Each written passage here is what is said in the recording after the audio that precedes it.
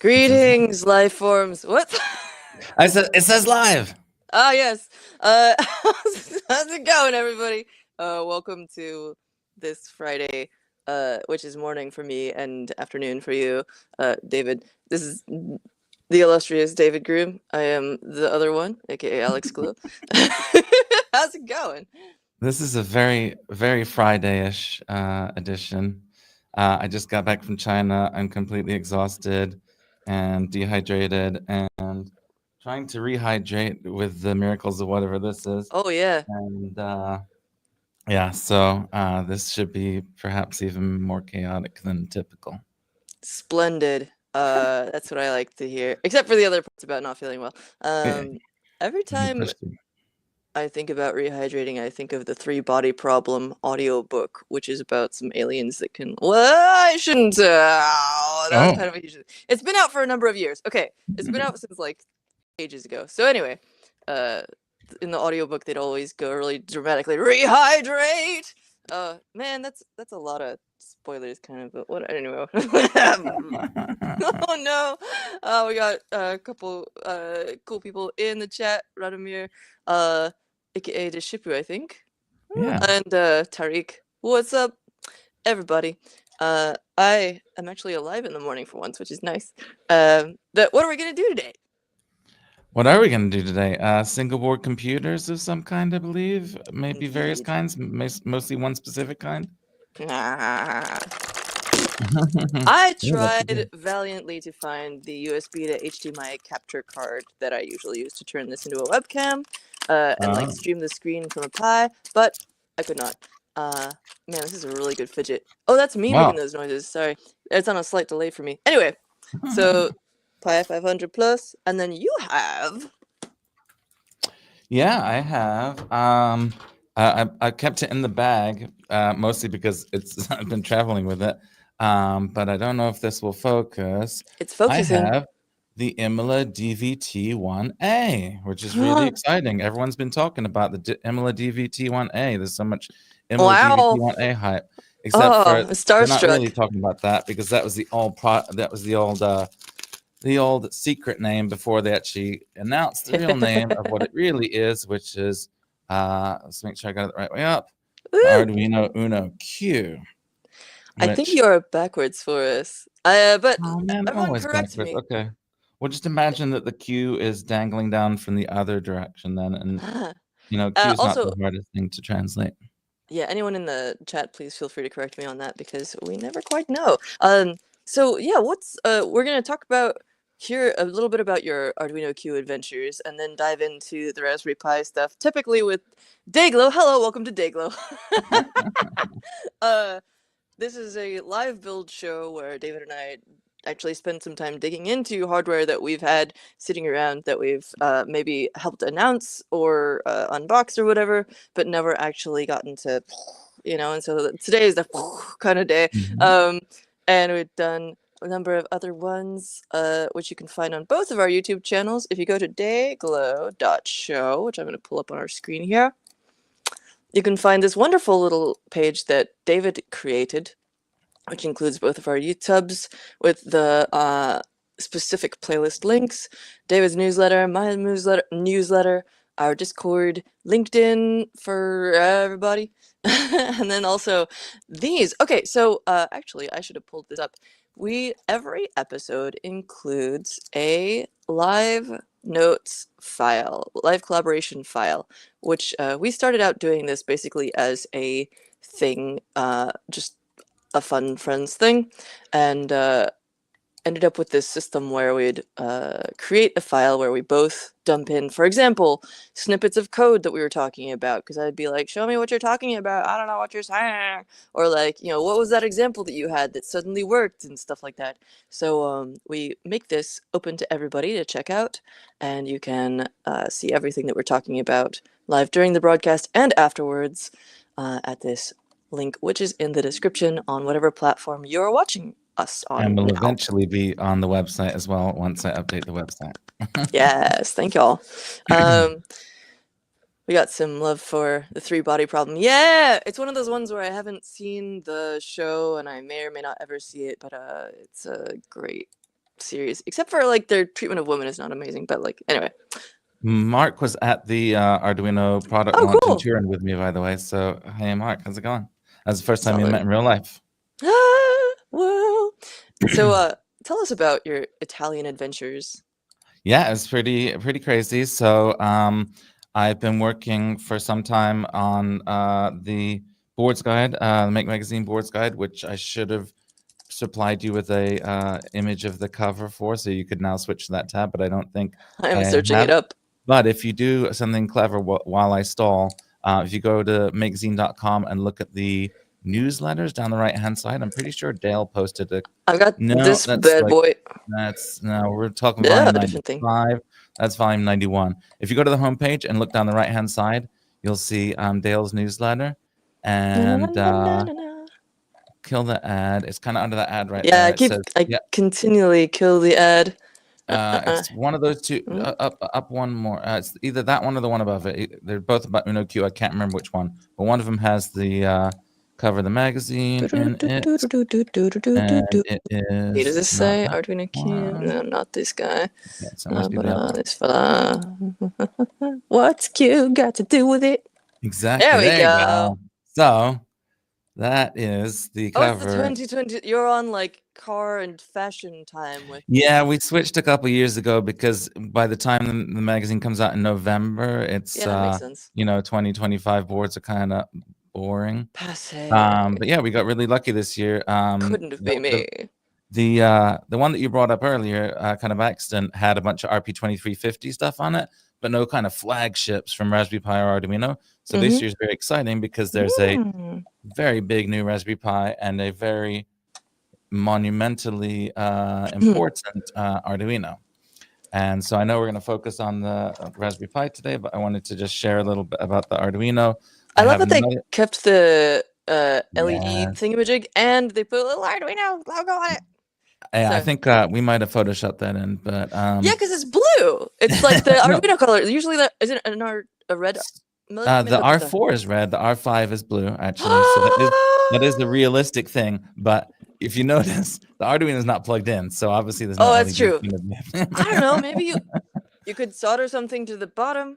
You could have cables coming up from the bottom. With the new high density connectors, I'm sure there's a power. I'm sure there's a power on there somewhere that you could jack into. I hadn't heard about that illusion. However, that's not what we did. We just used Photoshop to put some LEDs on there. But that is a real LED animation that happens. It does actually, when it boots up, it does the little squiggly thing. But yes, so not going to go hardcore into this today, but I do believe there is a link in the description where we do go hardcore. A bunch of my friends in China and I at Maker Faire Guangzhou, I don't know what day that was, a couple days ago. I don't know what day it is today. There it is. We did a deep dive into the Uno Q using some of the tools that I'm also going to show off today real quick with the Raspberry Pi stuff. Those are my friends Billy and Kevin in Guangzhou, and they make a couple of different KVM products now, and they were kind enough to hand me a couple of their latest prototypes while I was in town. They were kind enough to do all kinds of things, including helping me get my visa and helping me get to Guangzhou from the airport as well. But so this is their latest. This is just a prototype. The case is different. Yeah. It's called the Open Interface KVM Go. No, that's fine. It's a smaller version of their thing that I failed to unzip in order to properly present. But let me just do that quickly. So their other product is this is their larger KVM. I say large, it's still pretty small, but this is the original Open Interface KVM. And then now they've got this little one, which as you can see, is keychainable. And whereas this one, I have a bunch of cables that you have to hook up to it to make it work. This one has a built-in HDMI. So you can plug it straight into the target, and it's also got a micro SD card there. But you can also get it in VGA and DisplayPort versions. And so yeah, I wanted to show that off. And this is an even prototype, which is basically a remote keyboard and mouse for any device. You just plug it in the USB here, and then your phone becomes the mouse or keyboard. And it's a really cool product, but my favorite thing about it is actually this connector. It's got Where the extensible jaw, like a moray. Yeah, so I don't know if you've seen these connectors before, but if you I poke should. it Oh, what? now, oh, it's not actually USB-A anymore, it's USB-C. You wanted it to be USB-C, no problem. Oh, no, wait, you want USB-A? Okay, also no problem. I've seen ones with micro USB where you like push it out, but that's Yeah, incredible. Let me yeah, actually, I think I have one here. Yeah, here's a micro USB one where you like yeah, push it, but that like unhinging. There's all yeah, these like biological comparisons. Like this is like unhinged. the alien or a moray, and then yours is like a freaking snake. It's fantastic. Ah! Yeah, So, could you just tell us really, really quickly about these KVM fellas? Because I, having misplaced my HDMI to USB webcam capture card, feel like this could be very useful for me, that's perhaps. part of the reason why I brought it up. I was excited to hear Oh, you. I was excited to hear your misfortune there screeching. because, yeah. Oh, I see how it is. So yeah, so the original Up interface is kind of designed around this thing that we're gonna. Well, this Raspberry Pi 500 Plus is the least likely thing to need it. But typically, when you have a Raspberry Pi, you just have a little box, not a giant thing like this, and you have to get some way to type on it, use a mouse, etc. And what the Open Interface does is it has USB and HDMI, and also a different host USB, which I'll explain later. And then that Mm. connects to your big computer, and there's a app that you run on your laptop or desktop or whatever that gives you full KVM functionality, high resolution HDMI, mouse and keyboard, as well as a bunch of other kind of cool little automations like copying and pasting, which is not something you can usually do with a KVM. Yeah. So you can copy some code from your laptop onto the Raspberry Pi Oh, over this dang. KVM tool.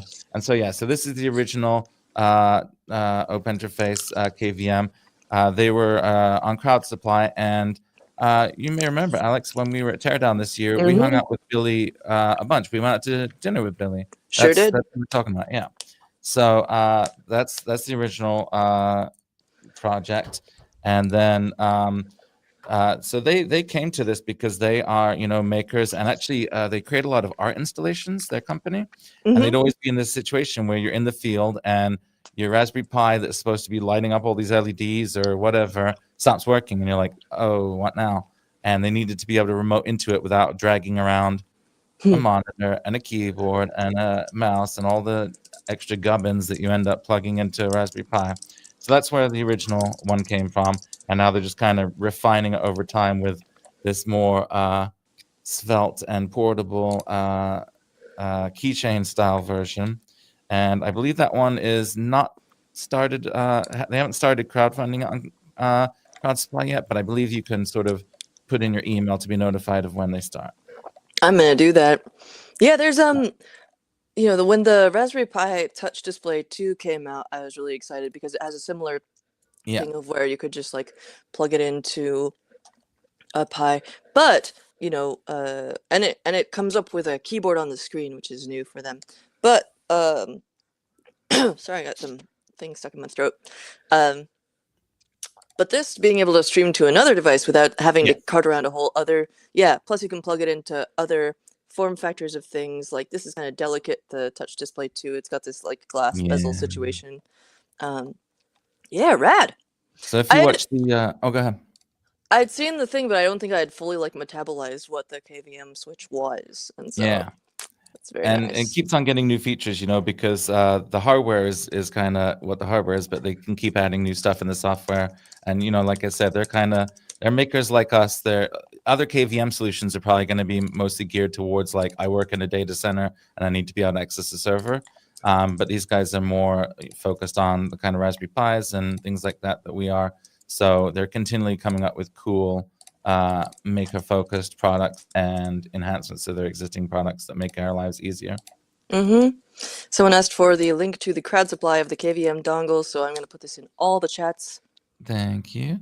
And twice apparently yeah, for Twitch. Sorry. the other thing I was going to say is there's a in that Arduino Uno Q video, there's a much better demonstration of how to use it than I will be able to give today, because we had, multiple camera angles with the display of the laptop recording and stuff like that, and you'll be able to get a really good feel for how the KVM works and how we used it with the Uno Q, which, unlike the Raspberry Pi, only has a single USB-C. It doesn't have HDMI, it doesn't have USB, and you have to plug a USB-C dongle into it in order to be able to do single board computer type thingies to it.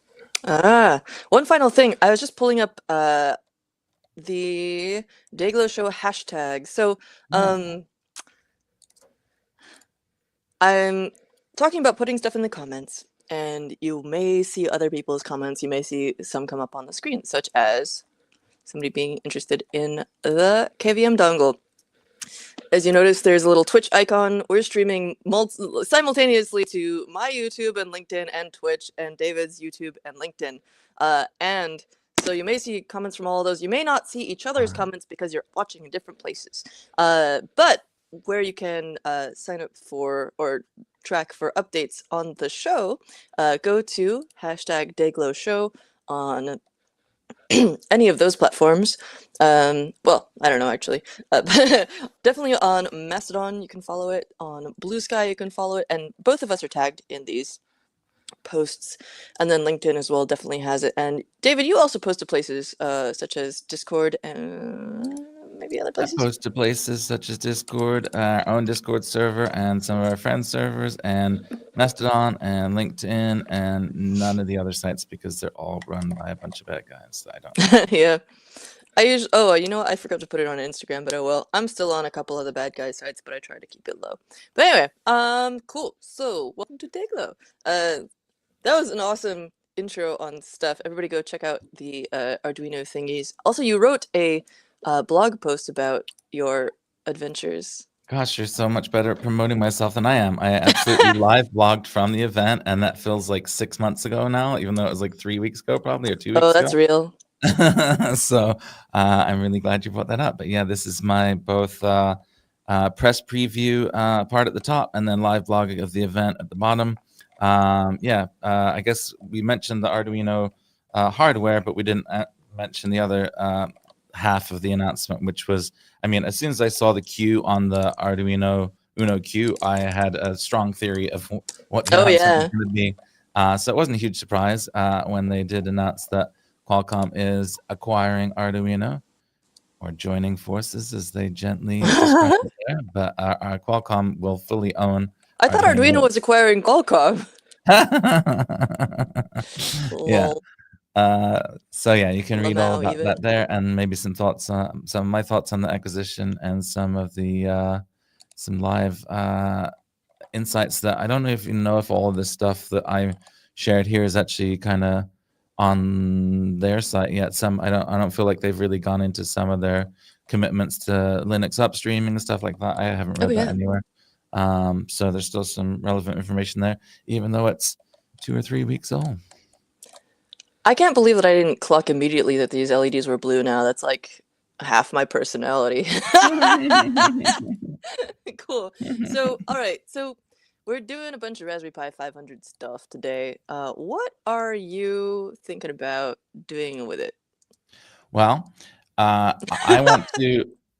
so first of all, can we just introduce the Raspberry Pi 500 Plus?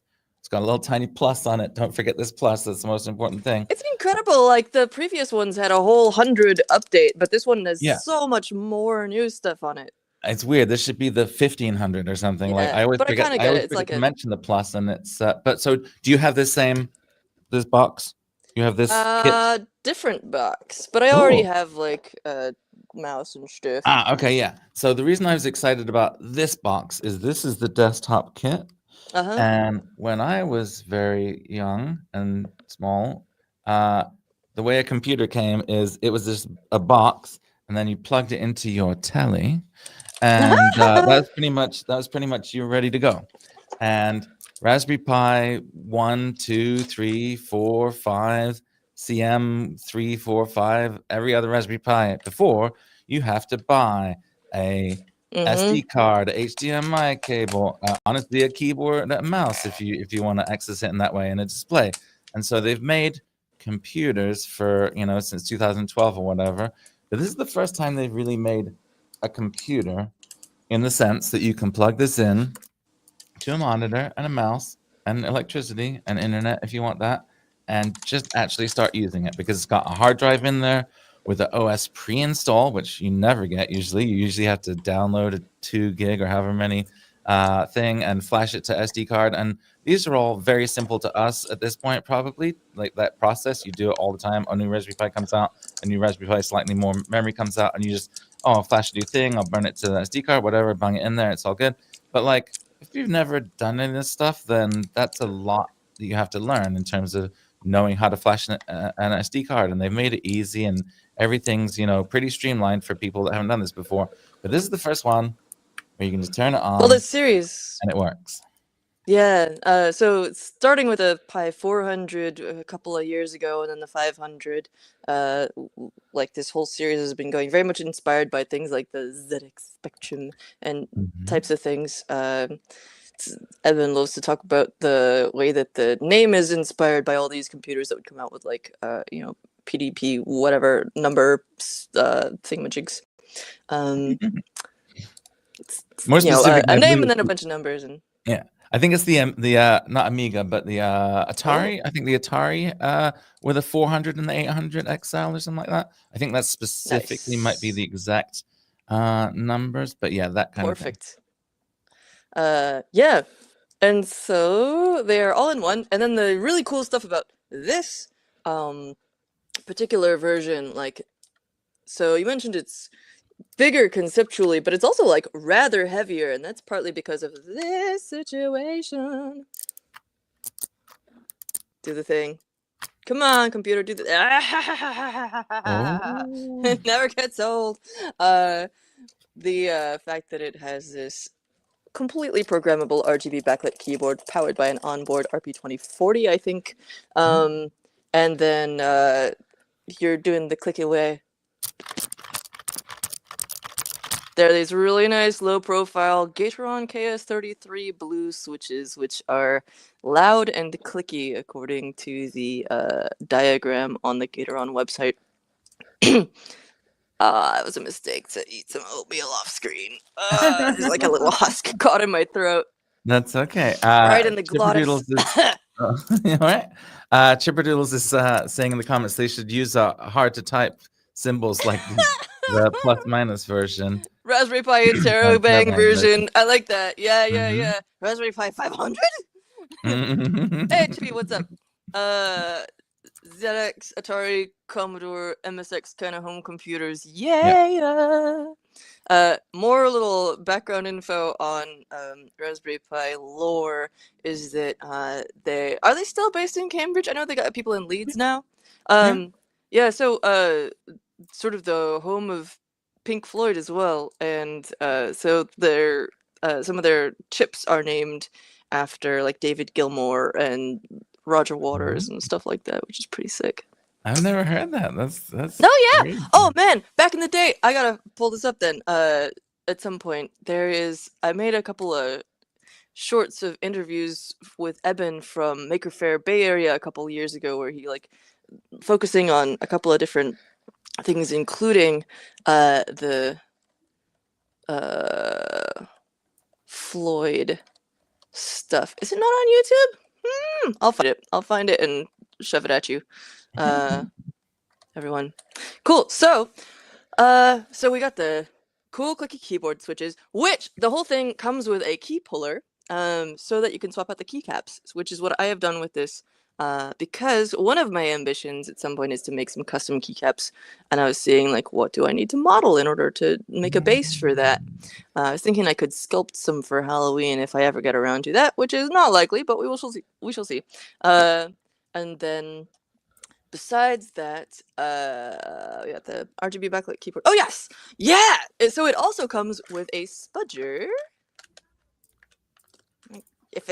I put it in a stupid place. Oh, you know what? I left this out actually. I should put this back in before I try to actually run anything on the Ah! computer. It's got removable memory. It's got M.2 removable memory and a spudger to take the whole thing apart, which is its whole own wonderful audio tactile clicky adventure. It's so nice. It like I'll just show you because I gotta put this this memory chip back in like an idiot. Oh, and did I also take out the? So you actually, this is kind of a good demonstration. You saw those LEDs running, and that's like I didn't even have the OS chip in there. Yeah. Card. I literally just had the onboard RP2040 running on there. So one of my ambitions today is to learn how to reprogram the RGB stuff in the board. I'm going to maybe do that. I'd love to. Yeah. And then there's also the I'm gonna have to do everything over SSH, which I don't love. But because I don't have one of those sick ass KVM dongles. Next time, like what a Next time. fool. Yeah. And then I might mess around with Sonic Pi. My ambition eventually is to turn this into a Sonic Pi keytar for some reason. And then also, yeah, maybe custom keycaps. Awesome. What about you? Yeah, so the first thing I thought of was obviously the RP20, no, not 2350, the RP2040 keyboard, trying to figure out how to get some new animations and stuff like that. And so I definitely want to do that. I definitely want to, as mentioned, get it set up using this so that I don't have, I brought all kinds of stuff just in case. So I have the Raspberry Pi. I have the Raspberry Pi monitor if I need it. My goal is to not need the Raspberry Pi monitor and to use the open interface so that I can just have it on my screen here with me, and it'll be more convenient for the purposes of this live stream. Yeah, Those are I my do two have a main Raspberry goals. Pi monitor, but it's actually part of my video setup here. So anytime you see a screen cap, like a screen, the thing, it's on a Raspberry Pi monitor for me. But also, we got some fun comments in here. Chippy saying that, yeah, I've actually been pulling up, I pulled up like Yegi to see what kinds of like models people have released so far for bases for this. I might end up modeling my own, we'll see. Is the desire to eat a micro SD card when presented one pretty common? I mean, think so. That's why they had to put the flavor stuff on Switch cartridges, right? Because the like bitterant. Yeah, it's just inherently delicious looking. I think you're outnumbered here, Dishifu. Everyone else wants to eat micro SD cards as is. We got some, tasty chocolate diskettes at the last Vintage Computer Festival. Ah, man, I would eat that, especially if they were like coated in gold foil, like the what do you call the gilt stuff for Hanukkah gilt. You know, like anyway, chocolate coins. Oh, cool. I assume that means used, and I wonder if that means like a 3D printed example, or are you going to DM us a micro SD card? I think Chippy's like origin story begins in keyboards. I think I think that that's how they got into like electronics and stuff like that, because they're interested in modifying keyboards or creating custom keyboards, something like that. Methinks the Chippy doth protest too much. Are you sure you haven't sued anybody? Are you sure? Are you sure though? So we got. They've sued so many that I think I sued before. Like there's so many I can't even keep track. There's also Tinkercad, which sometimes has like models for things, but I think they're more like student teachy type things and less sort of like dorky like keycap models and stuff. But we should be careful. You go. I accidentally muted myself. I don't even know how. But I was gonna say I don't know. I'm feeling a little threatened that there might be some litigious vibes in the air today, and Chippy's gonna end up suing us if we say something. Let's get litigious. Bring it, Chippy. Okay. Anyway, maybe don't bring it. Please don't do that. So, one other thing that I forgot to mention is that I briefly mentioned in the description, and therefore I must cover, is on the subject of displays. I have brought a show and tell using the Raspberry Pi 400. This is a horrible thing I made. What I mean, is it? I didn't really make it so much as crammed it into a thing. So this blue thing is a like 1950s-ish era. It smells like it too. suitcase thing that I got at like either a thrift store or something like that. Anyway, I got it secondhand, and I was besotted with it for obvious reasons. Look at it. And recently I set up a Kali Linux computer and on a Oh. Raspberry Pi 400 because you can do that. You can just do it. You download the image from the Kali site, which is like it's basically a flavor of Linux that's designed for using security tools, and I'm curious about that. So it looks like a giant mess because it is, but basically we got this power cable that goes to both the computer and the display, which is the point is I may end up hijacking this display to like show some stuff on screen. But we got a little like iPad stand in there and the Pi 400 underneath and a mouse and this thing. Sorry if I'm making mic horrible noises, by the way. This is just like a little stand I glued together for holding a notebook so I could transcribe stuff. And then the whole thing, like, I'm not going to show it right now, but you can just like, well, maybe I will. You can just like tuck this into back there. And then you can tuck the other things like a mouse and the power into the other pocket on the front. And then you just close it up and it's gorgeous. And I have a piece of this like grippy kitchen drawer liner stuff because I can set the whole thing on top of the suitcase if I'm using it for a while, and it'll like not slide around because it's mounted onto this basically. This is a piece of spoil board from an SMD soldering stencil that I got, which for some reason, despite the fact that the PCB itself is only yay big, for some reason the stencil is like an entire this big, very large, and so I have these pieces of spoil board that it was packaged in. Anyway, that's that ramble. And it packs up real cute. I was trying to take it to my friend's place, and I was like, "What can I put this in?" And then it all came together.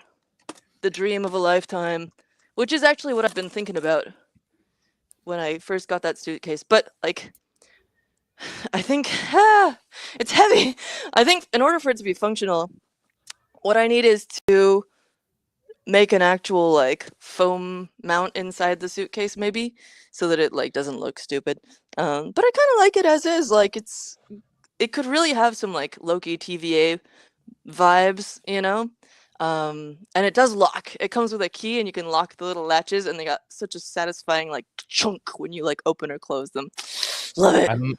I don't know if you already put it too far away, but does it have like a cool logo on the front or anything? Like it seems like it's have like a Pan Am logo on it or something. Not yet. It did come with someone had left a bunch of vintage maps in there, which is really cool. I'll show you the outside. Why did I put it on the floor? Sorry, I shouldn't have brought it up. We should have just been done. Well, I'm bringing it up now. It's right. been brought. It's like a blue pleather, and then there's this like sort of satiny, shantangi maybe type of like light blue fabric with little polka dots on it. It's very great. Let me see if I can get this to ka-chunk for you. Oh, it's so good. Anyway, so I may steal the display from that if I end up wanting to show something on screen. Oh, why am I putting this right in the place where I walk? Cause there's nowhere else, cause my place is a mess. I've got this like video cockpit. Ramble, ramble, ramble. The ship says there's a low profile keyboards Discord and they trade models for low profile keycaps all the time. Cool. Well, maybe I should put off that particular project for later and stick with the ones that I can't easily do on my own screen. But I figure I should say getting into it and then showing the results on the thing makes sense. And if you're going to do a similar thing, then it'll be rad. But maybe I'll give you a head start and I'll take this thing apart on my part of the screen so that people can see it. And I'll reassemble the actual brains of the thing so I can use it again. Well, my head start's not going to be visually interesting because I don't have any cam that's going to be able to show what I'm doing. So I'm mostly just going to be kind of setting up and getting it working and then just assuring you that that's what's happening. Cool. Then I will put the camera on this bad boy because it needs to be wide. In a second here. Here we go. Wide. Okay, so I was intelligent and put the screws in a known place. Wait a minute. Did I? Did I not be intelligent and put the screws in an unknown place? Okay, so the cool thing about this is, though, that you don't actually need the screws. It holds together. It, like, snaps together. And I'm sure that I put the screws in in a somewhat known... Oh, yeah. Okay. We got them. It's fine. No emergency. We're fine. For some definitions of fine. Let's get the focus onto here, because I moved it. Oh, yes. I don't know if there was something I'm just not remembering, but what was the reason why you disassembled it again? Oh, because I was just showing it on videos. Okay, cool. I made my first attempt at an ASMR technology video, which is something I've been wanting to do for a long time, because these things make so many wonderful noises. And it turned out really, really quiet, unfortunately. But if you do turn the volume up, but then I was far enough away from the microphone that it also didn't actually get the benefit of the like spatial audio goodness. So I think I'm gonna do some more, but a couple of times. I do a couple of different shows on my channel, including one called Hack-a-Clock, where I'll like jump in with a thing, and sort of like a one-person version of this, but like more just like, it's not pre-scheduled, it's always spontaneous. It's just like, oh, I'm doing a thing that hardware people might be interested in. I'll just like jump on and like stream it, because that way more people can enjoy the clickies.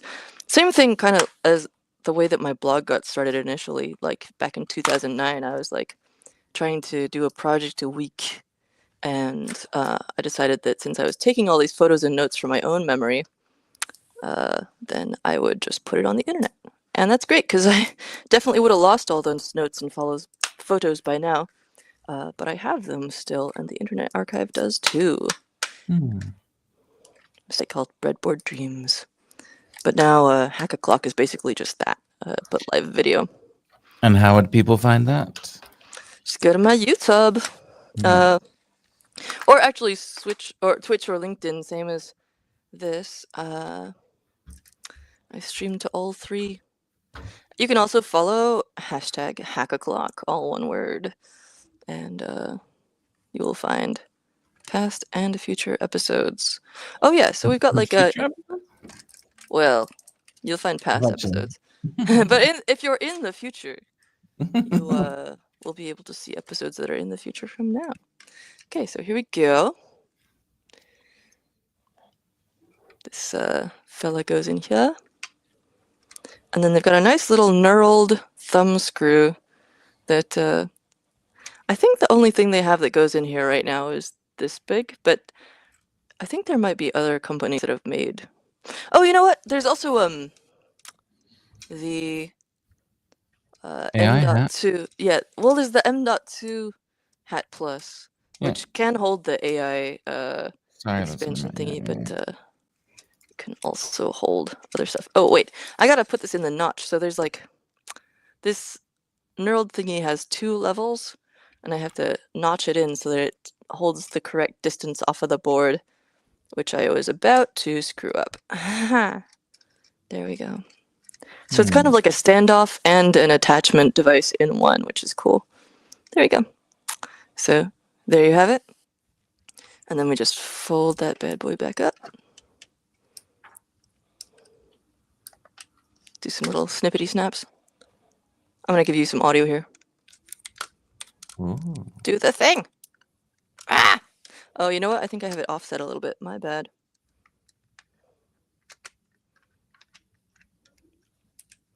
Do not screech at the computer when it is your own fault, Alex. Isn't that good? I don't know if you can hear it. Yeah, clonk. Very good. So I'm just giving it a squeeze all the way around, as one does. Meanwhile, I am running out of USB ports over here. Ah, classic. I need 3 USB-C ports and I only have 2. So my choice is to either unplug the microphone or figure something else out. Interesting. So they've got the 40-pin connector here. They've got a little rubbery thing over it. I'm kind of curious how you're supposed to get that out. They have little arrows pointing into it as well. This says 40 and point up at it. And then this just has like a, oh, it's pin 1. Ah, pin 1 indicator. Gotcha. Do you just like squeeze-matize it to use the spudger? How am I supposed to do this? Do you have to go at it from the inside? I don't know. I'm not going to be using this anyway, but oh, did it with the spudger. There we go. Little rubbery protective plug thing there to keep children from climbing inside your computer. That's how it works, right? So yeah, I used the key puller on one of these keys already. I've done this a couple of times and it's not dead yet, so that's nice. I think I did. Oh no, I didn't. I have a like very slight distortion on the bottom of that one because you need to kind of like squeeze it in. I was just like doing it this way and pulling, but then it slipped off and kind of like marred the bottom edge of the key. You can really barely perceive it, but I know it's there. But if you don't want to do that to yours, then squeeze the little jaws in of this thing before you try and pull it out. I think I gotta go this way. Yeah! Woo! And then always hurl it off of your desk at the earliest possible moment. That really helps with the vibe. Where the heck did that go? Here we are. Well, I think I might have to abandon my KVM dreams because No, KVM dreams. I am still working out of my little sort of carry-on laptop bag. Uh-huh. I moved all my stuff for traveling because I've just been, Make Fair Bay Area, Turin, Guangzhou. Classic. And so I haven't transitioned back to my regular backpack, which has every single adapter known to man and several yet to be discovered. And I don't have a... What's that? All this future tech today. Yes. I mean, the people that are watching this in the future, you probably know what I'm talking about. But the people who are watching this in real time, So I need a USB-C to A adapter, not for this, but for the microphone, and I can't seem to find one. So I'm gonna give up on the KVM and just do a traditional mouse and monitor style. I think, unfortunately. So it goes. We got a comment from Chippy about the keycap pullers. They're more meant for traditional style caps that have a slope that expands as you travel down the shape. That kind of makes sense. Anyways, I got random PCBs falling onto my touchpad here. I think I will, since I'm using the Pi monitor, when I'm not on screen, I'm like using the Pi monitor as an actual Pi monitor, like that was the original goal. But so I'm gonna pull up this other display and start using that because I do want to see what the usual, like what the login deets are and stuff, because I'll need those in order to SSH in. Also, I don't think that I put... Did you have to configure like the Wi-Fi and stuff? No, I usually do that when I'm using Raspberry Pi Imager to burn a micro SD card. I'll use that to preset the Wi-Fi info. So I think I'll need to do that before I can SSH in. Also, sometimes they have SSH disabled by default, so you have to go into Raspberry config and update that. So I'm gonna... I have a question. You had your micro SD card. That implies that you did flash the OS. Yours didn't come pre-installed? Because I just plugged mine in, it worked. It already had the OS on the NVMe on the SSD. Huh. Okay. I didn't even think about that. Mine didn't. Now that you mention it, I don't think that it did come with the micro SD card. I think I did flash it. That's a good point. Huh. Well, maybe it's not even running off of that. So, well, it's in there anyway for extra storage, I guess. I'll just wipe it. I just put these down next to each other, and it occurred to me it's kind of interesting. This is the keyboard that I'm actually using right now for my laptop because it matches the KVM thing. Yeah, I'm in a very small space, and it's actually very similar concept in terms of low profile RGB switchy. What's it? This is a Keychron Pretty. C3MH3. Oh. Some kind of switches that I'm not sure of off the top of my head. Hmm. Let's see. What's the best way for me to do this that doesn't suck? I think I wish I'd need have to asked myself that question before I started. Something like that. we got HDMI, HDMI. Is this the right Oh, by the size? way, I think so. What's that? so you're using the touch display now? No, this is a different one that I bought years ago for making a Ah, cyberdeck with. cool. Because I was like, doesn't the touch display? It doesn't have HDMI. It's like MIPI, right? So I don't even know. Does this have a MIPI connector under the thing that you just closed up? I don't know if you could connect a touch display to No this one. clue. Somebody pull up a screenshot. No, this is a. It does have touch, but it's an interesting one. Actually, I really like this one. It's very. You don't have to have a separate driver board. It's all attached already, which is really nice. It's got mounting holes for various different Pis. I'll have to try and find the actual link for it because it's really nice. And then you've got. If you just want power, then you can do that and like hook that up to power. But if you want touch, you just hook up a micro SD.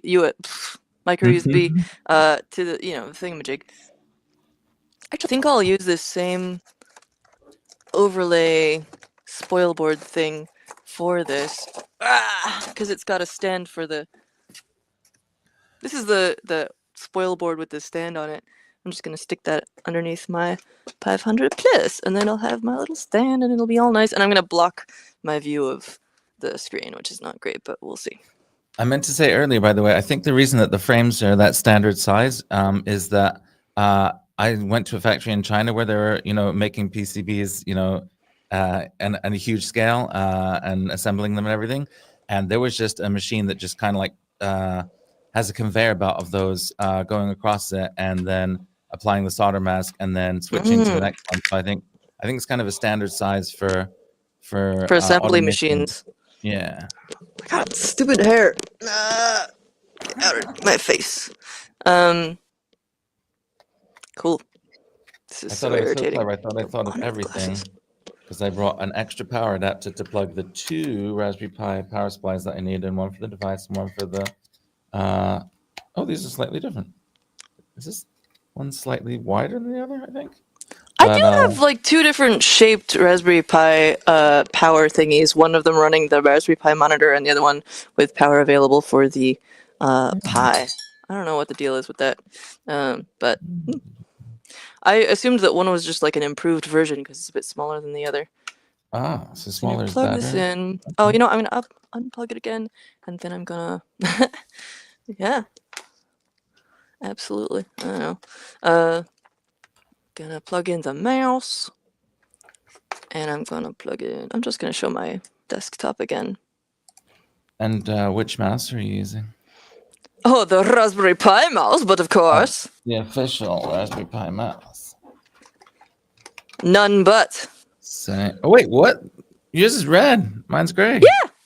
I got the boring version. Huh. I actually am more of a grayscale kind of person, but I will say that it really helps when I've got a massively cluttered desktop, aka always, to have the Raspberry Pi stuff color coded because.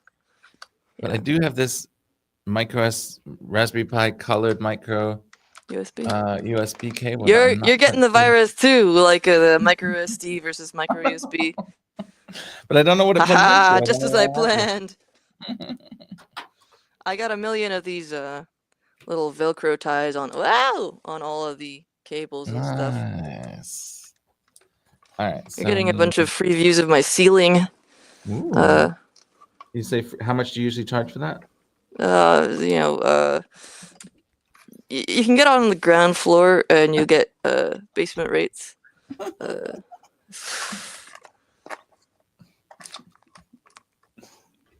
All right.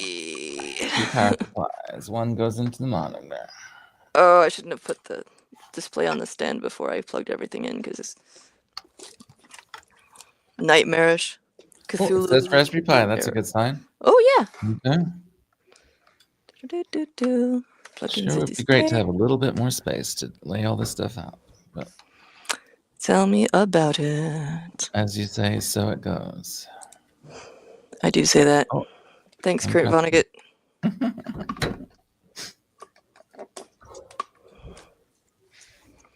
And what else? Oh, power. Duh. And I also need power to the screen. I grabbed a couple of micro USB cables for that, and I'm gonna hope that it doesn't burn out my computer to plug that in. Oh wait, you know what? If I have a long one, maybe I can plug it in from over there. Wait, so you're trying to power the Raspberry Pi 500 off your computer? No, the display. This display, but okay. I have a separate charger from the side. Yay! That is not my computer. I'm gonna plug this in there. I don't think this clicks, which always feels unnerving. And then power to the computer. Power to the computer. Power to the computer. What kind of power? USB power. Wait, no. One thing I love about the Raspberry Pi monitor is it just has this little notch under it in the middle. And that little notch lets you feed all your cables under it and make it really, you know, organized. Oh, yeah. Yeah. Do you want to show that real quick? Sure. I don't know. Well, I changed my mind. Oh, it's going. Yeah, fine. I'm gonna put a... So basically, this little notch that you can see my lips moving through, just lets you slide all your cables and stuff underneath it, so that it makes a really nice setup on your desk instead of having to just randomly route around stuff. And I pick up all the stuff that fell off when I tried to do that. You know, I do think that I'm enjoying having my red mouse for the reasons I mentioned before, which is that it's easy to figure out like which things are for the Pi and stuff. But I think I have an extra one of these. So remind me sometime. Are you coming to SuperCon? No. Well, next time we're in the same place. Like you. Yeah. Well, this year is like my de-hermiting year, where I'm like becoming a human being again and like re-emerging into doing stuff. So I've talked at length on my website about going through burnout, and I'm finally like coming out from it. Many things in part to my friends, including David, who would like check on me at events and be like, "Are you coming to the thing?" And I'd be like, "I'm stuck in my hotel room having a panic attack because I didn't finish my project and I haven't processed any of the video, and like I'm like wasting daylight and But what was the point? There was a point there. I promise. Oh yeah, that's why I'm going to all the events this year. Is because I'm like becoming a person again. Might go to Maker Faire Shenzhen, and that's probably it for the year. Nice. I'm gonna do SuperCon, and that might be it for the year. I got a lot to catch up on. That's not events like Hades 2. Also, wait, isn't SuperCon like this weekend? No, next weekend. Okay, don't do that to me, David. No, I mean I don't know what Halloween. day it is. It starts on Halloween. So yeah, of course. That's the honestly, I wouldn't remember if it weren't for that. Chippy wants you to take him to Shenzhen. I have to tilt my display like this every time I want to see the monitor for video stuff. Lol. I'm plugging the power into my 500 plus. Here we go. Okay, we have power. No video out yet, though. Stop showing this on the screen because you can only see a tiny slice of it. And basically all I'm going to be doing is like logging in and updating the SSH whatevers. It's nice though. Oh, this works great. I've got it like, so my desktop is actually on a raised platform with stuff under it, and I can lean the display against the front of the shelf thingy and then type up here and like have the, so anyway, it's hard to describe without showing my heinously messy desk, which I'm not gonna subject either of us to. And just know that it's excellent and awesome and basically the best setup ever. My 500 plus was all rainbowing and doing cool stuff, but my display wasn't doing anything. I was like, I don't understand. I've definitely got everything plugged in right. I guess the display fell asleep after a little while and is now working. That is a real thing. I've noticed that the Pi monitor I've found to be a bit squirrely. Like, actually during the Oshua 12-hour membership drive live stream thing, right before I went live, I managed to disconnect my main monitor, which is a TV basically in front of here from the Hackster office when they shut down. I got the TV, I use it as a monitor, and then also the Pi monitor was not responding. Like sometimes it takes a couple of tries to get it to like do a thing, and so I was there with like a black screen and I couldn't figure out how to get the screen to show up anywhere so that I could fix the display settings, and it was nerve-wracking, but I finally got it working on the tiny screen, and I'm just like staring at the tiny screen in that broadcast. I found it to be a little bit finicky. It's kind of like I always have it around, so I'm always like, oh, I'm trying a different board, let me plug it into it, and it doesn't seem to kind of handle every resolution and refresh rates that you might need. It does have some. I've mostly noticed that it like has trouble like waking up and being awake. Its power button is like a button and not a switch, which would make me more comfortable with it. So it like I'm always like, do I have to hold it down? I think if I just learned more about the UI, where it's like, do I have to hold it down to get it to turn on? And like sometimes it'll like blink for a second, the LED on, and then turn off again real quick, and I'm like, are you on? Are you booting? Like what are you doing? So but it's really nice to have though. So my 500 plus is booted. It's on the Wi-Fi. It's connected to the Wi-Fi. I have an IP address allocated. Woo! Look at you, fancy. Yeah. Wait a minute. What did I plug into my Pi? What the heck is this? I could also just be lying. You can't see what I'm doing, so I could be making it up. Another Pi keyboard into it and not the mouse. Lol. I know why. It's because I had this running like a. I have a Pi keyboard on my desk as well, and you can plug the mouse into the keyboard, and then it's all one unit. So I had plugged that. I was like, oh, an available USB. This must be the mouse. Why does it have a thicker cable? It must just be my perception being off. But no, it's a thicker cable because it was the keyboard one. Okay. So what do we know about programming the keyboard? Yeah, we got I assume you two got a like a preview thing with like a config binary or something. Did I just break my stand there? No, I didn't get that. I just got like an email about it that says do this. I kind of assumed that after it was released, then it would become they would have like a public facing thing for the programming the keyboard, but I can't find it. Or I couldn't find it after the release. I got a Google Drive link and a couple of things to type into the command line is what I got. No, yeah, that's what I got too. Okay. That's what I was talking about. Okay. The Google Drive link was like a binary file or something. I could be lying. Yeah. AKA misremembering, but it's more fun to say lying. Didn't we go over this last time where no, I think I was at a conference and I told people maybe I'm lying. But I'm not lying. I'm just on memory. Okay, so let's see. Pi thingy. Keyboard config tool. There's an old thing. I'm just gonna download the whole folder on here. Okay, so you are using the old instructions. You haven't found anything new. I'm gonna look it up again now because it's been a couple of weeks. Okay. There's the main page here. There's gotta have been like a blog post too. News. I'll look on both of these pages. So they talk about the programmable. Okay, this is the key switches. Enjoy the drive. Oh, there is a bigger one. Ooh. Spoiler Mine is alert. 256 gigs, I think. I could be wrong. What? According to the README, there's a Flappy Bird game in the keyboard. Yeah. Neat. Is this the product brief here, the like final one? Absolutely not. This is some random README that I'm looking at. Oh, sorry. That might be yes. I think you said, is that what I'm reading from? I'm like, no, this is some markdown. Does it say product brief at the top? This is just the email from Chris Martin at Raspberry Pi. Oh yeah. So this is the previous stuff. I'm just trying to see if there's like new things. No. I was actually not reading that. I was looking at the pretty pictures. Brain.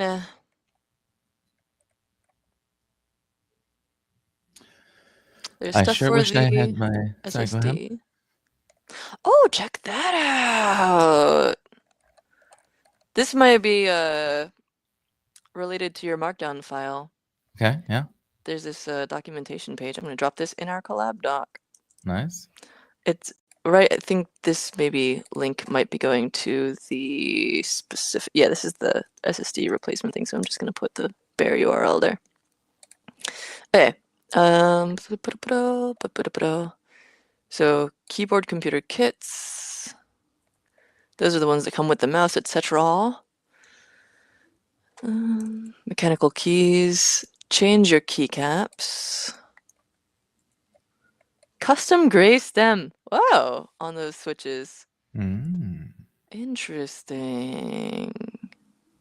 But I think the shape is, it looks pretty standard to me. I've looked at the bottom of one or two keys in my day.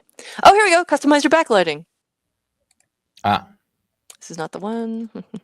Ha ha ha ha! Okay, awesome. That's what we need. It's just anchor backlighting.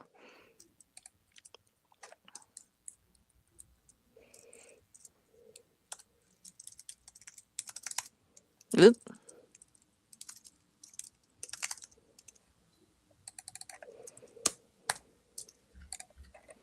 Hey, cool. So,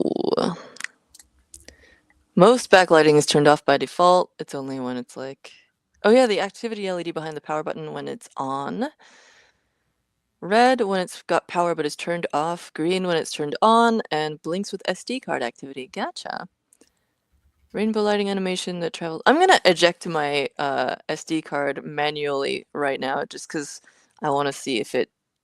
I believe you that it's running off of the.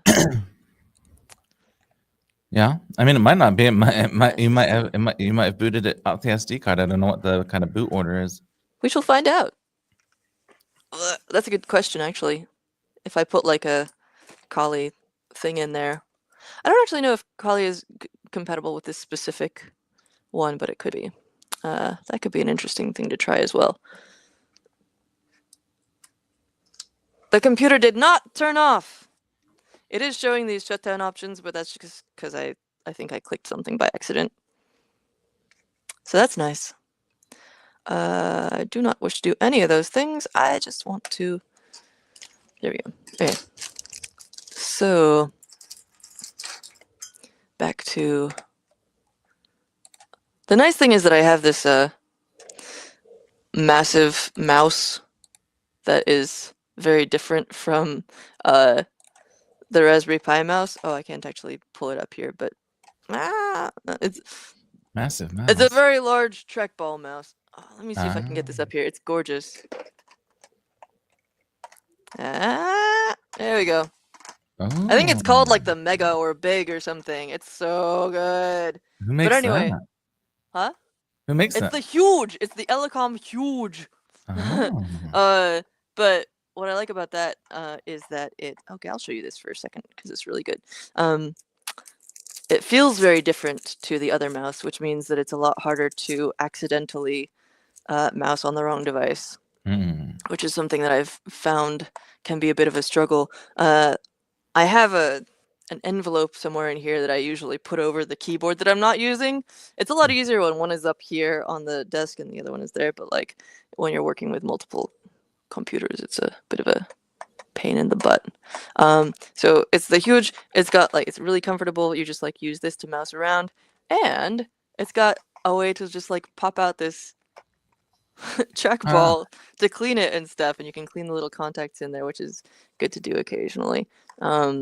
Not with your finger ideally, but it's so satisfying and it works really nicely, and it helps a lot with my with like fatigue, you know. It's good for the joints because you don't have to pick it up and stuff drag around as much. Yeah. Also, it's really nice because you can, when it's newly cleaned, you can sort of spin it and it kind of goes off to the other side of the screen really quickly. And then another thing is that I have a kind of, like I mentioned, my desk is kind of like a cockpit area, and so there's a lot of stuff around. like soldering stuff, video management stuff, and then hardware stuff and all this garbage. So We got some having one that I ploopy. don't have to move around is We got nice. some ploopy hype in the comments. Oh, I will finish wrapping this Velcro thingy and then pull that up on the screen. I've actually got it Ploopy. set. Go ahead. I've got it set on a couple of door stops to sort of get the right angle. It works Oh. really well. If anybody else saw the area, maybe I would put like 3D print a thing. Interesting. Adept So Ploopy trackball. is I the can't open source input device company or group, and they check it make. out. I think they were at Crowd Supply. No, they were Open Hardware Summit, not Teardown. They were Open Hardware Summit with their open source Oh, trackballs. Yeah, neato. I'm gonna very pull that neat. up on the screen. Here we go. Bloopy Adept trackball. Oh, look at it. Oh, that's sick. Right. Okay. With the 8-ball in there. That's real nice. I could use one of those. I actually like the idea of having a left-hand device that is complementary for video editing, basically. So I might end up having to look at this. I actually have a That. trackball right hand and a mouse left hand, and I Uh-huh. just use the left. I don't really use the left. I really only use the scroll wheel. This is my left-handed mouse, and I just pretty much use the scroll wheel. And for just stuff when I'm like just reading something or something like that, and don't need like precision work, I want to like save the what's left in my right hand for precision work. And then if I'm just like derping around, I use the left hand. Yeah. I use a trackpad on my left hand right now. It's for scrolling sideways because I haven't got my mouse set up with a sideways scroll, and so for like scrubbing through a timeline in video stuff, it's very useful for that. Ploopy. It's really fun to say, huh? Okay, so back to this thing. GitHub. All right. So advanced. That's right. The last thing I did was get distracted by removing the SD card.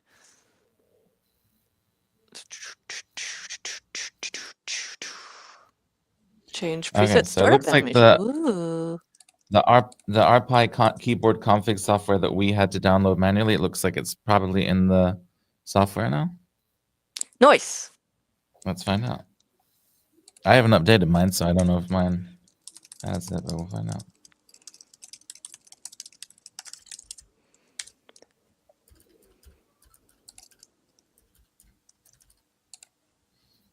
Oh, it's right beneath that previous part. Lol.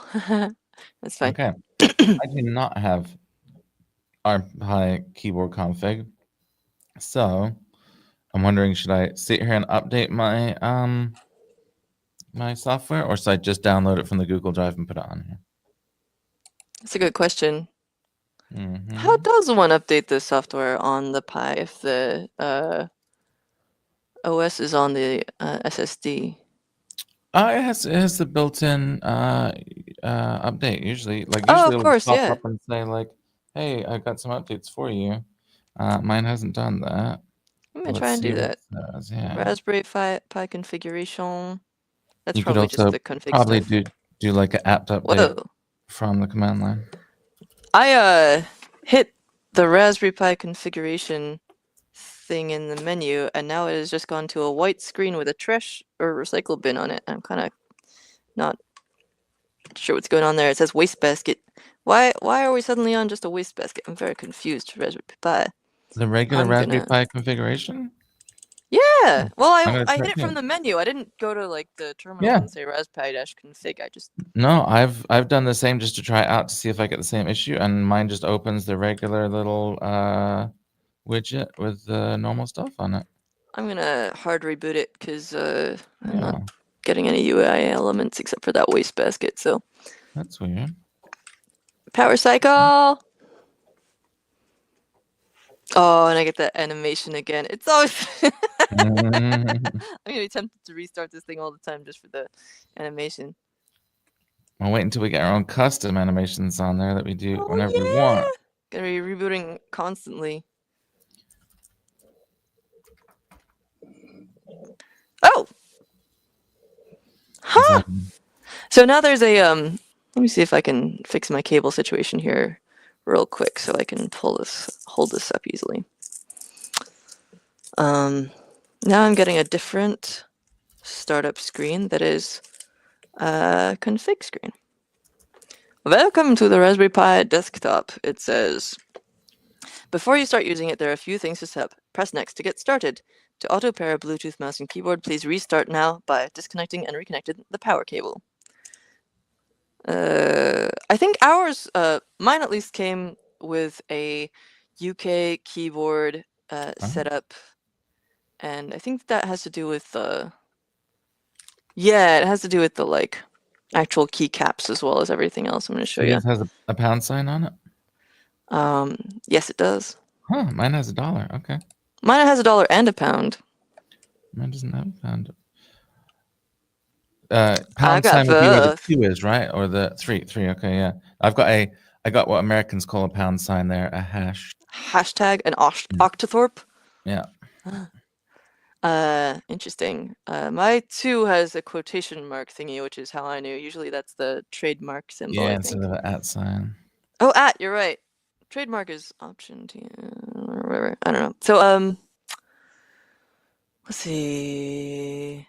Well, I'm What is updating this, I my wonder? whole Raspberry Pi right now. I hope that wasn't a mistake. Hopefully it doesn't teach you F4 more. has a little like.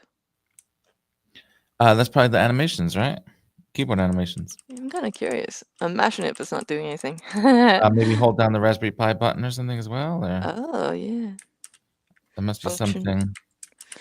Oh, Yeah, I just function. managed to disappear the config thing I was looking at. Maybe that's like the Oh yeah. hide all and show the desktop or something. No, Why did I do this? if you hold down function and then press any of those things, it brightens the keys, darkens the keys, and changes the animation.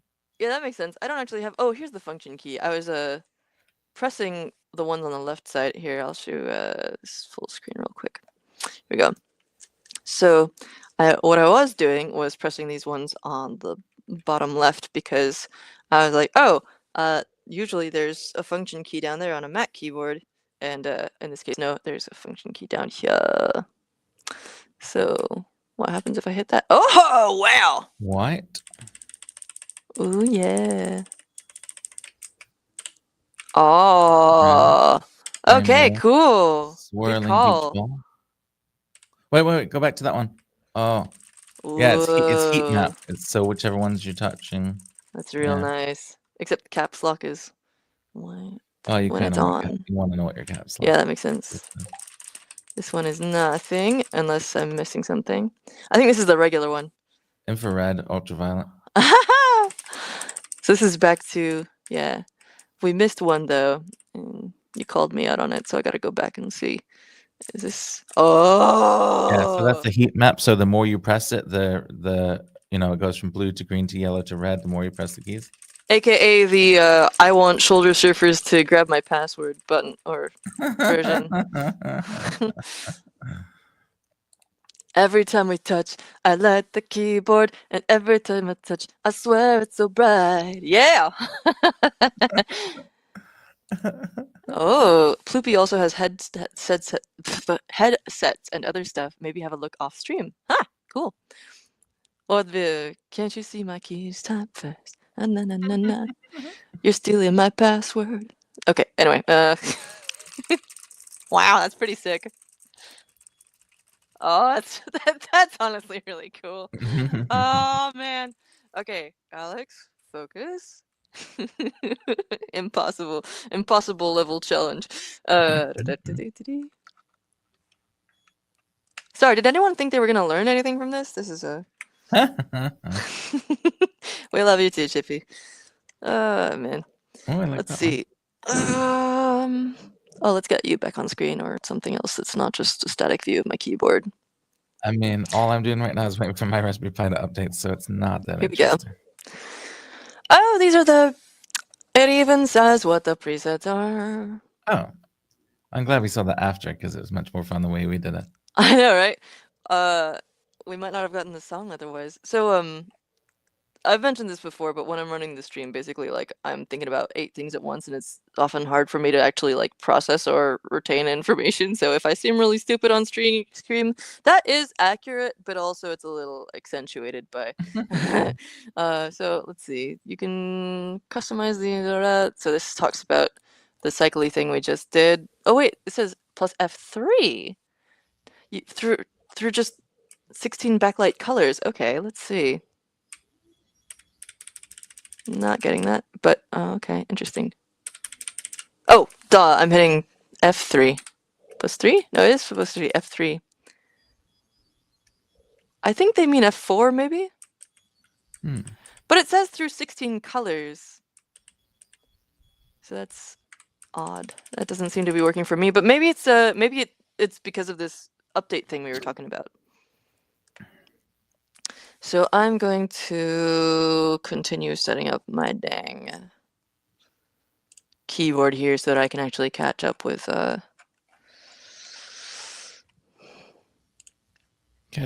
fixing up the keyboard and stuff. I first need to set up my OS so that it has the new stuff. I'm not going to use the US keyboard. I'm going to just try and learn to use the UK one, and it's going to confuse me every single time. I need to create a user account. Okay. Let's try not to say this out loud. We're going to call it...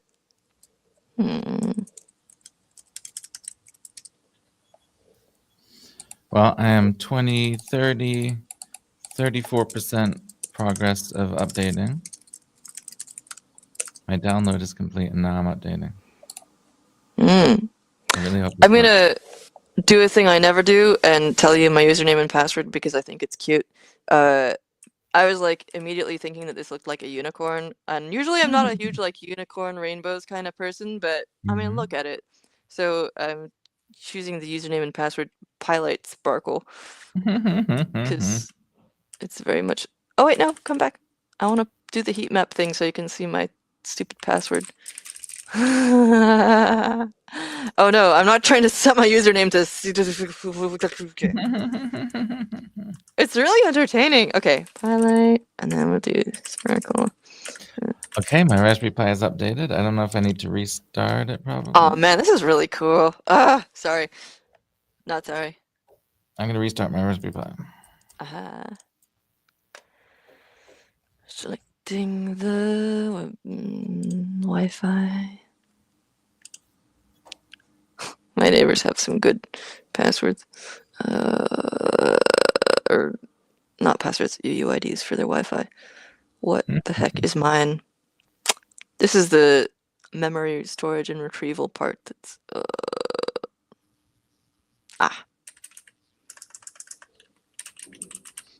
All right, my Raspberry Pi is restarted. By the way, that's one of the things about the SSD. It is so much faster than running off a micro SD card. Oh, it's really fast. Yeah. Also, it's a 500 in there, but like, I mean, I've used 500s and... That's true. 500 and but 16 gig. Yeah. I haven't used them much. There was a point there. What was it? Oh yeah, I think largely because they use a lot more power than other like prior versions of Pi. So that's partly why I've got the 400 in the Kali briefcase thing. Is just because like that way it doesn't take as much energy. Okay, well, our Pi keyboard config is still not running after I updated and restarted. So let me take a closer look at the instructions. See what I meant. Default browser. Oh, you can choose your default browser in the setup. That's nice. Yeah, that's nice. Getting all the British language tick here. Yeah, I will uninstall the unused browser. Hell yeah. Nice. I'll put this on the... It's nice to have a thing where in the setup options I can uninstall Chrome because I'm gonna screw you. Although if I ever want to do any web USB stuff, it's gonna be a pain, but whatever. They're gonna check and update if necessary. May involve a large download. Cool.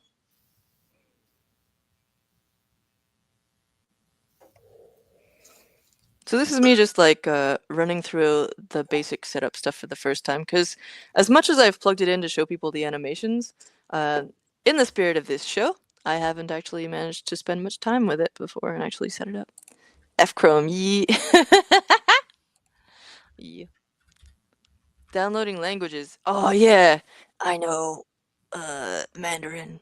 Like I know Kung Fu. It's hard to do the I know Kung Fu and not and have it actually be intelligible. Pardon the tea sipping noises. I just refilled my tea from the thermos and it's very hot. Are you? Oh yeah. Are you drinking anything in particular today? I am drinking Noon brand electrolyte enhanced Oh water. right, yeah. The NUUN one. Yes, because Gotcha. I did not drink much in China, and it was mid-90s and just running around all day, and didn't think about hydration, and then had 16-hour flights with 5-hour delays and things like that, and also did not focus on hydration, and so Pain. yes, Oh pain. man.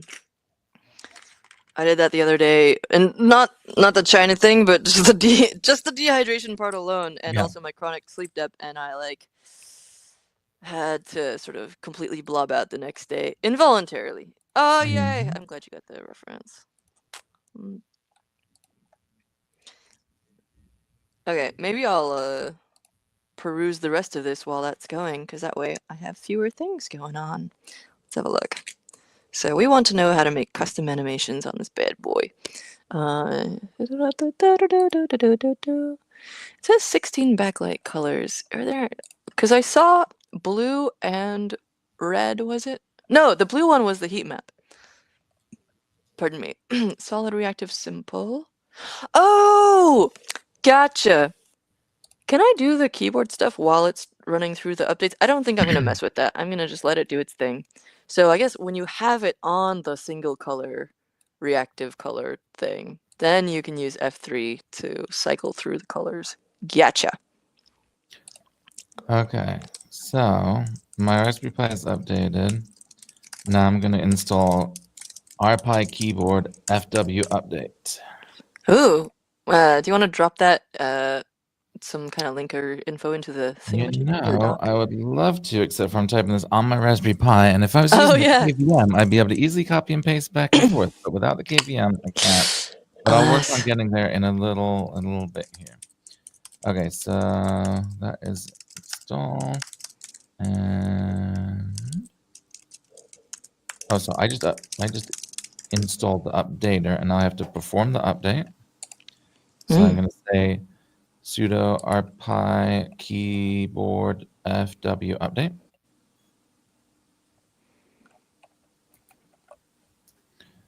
I'm under I'm right there. Firmware setup under advanced software settings. Just scroll down slightly more. That's what solid. So it's all right there. Splendid. I'm running okay, yeah. rpi keyboard fware update. Solid. Well, I think it just updated because it did a kind of little animation. Ooh. Install the configuration tool. Okay. Mine's still downloading updates, it seems. Okay, so... Ooh, advanced LED settings. Is this going to be... It's just another anchor on the same page. It's a couple of sections down. But I'll put it in the docs anyway. Okay. I'm installing the keyboard configuration tool. The keyboard configuration tool is installed. Okay. So now, what can I do with it? Basic information commands. View keyboard model, lock status, and layout diagram. Okay. I'm just working through the basic information commands just a little bit down from there. Cool. Whoa. Okay, I'm gonna maybe I should just wait for you since you do you have the ability to share what's happening on your Raspberry Pi right now though? Because you don't have your HDMI adapter.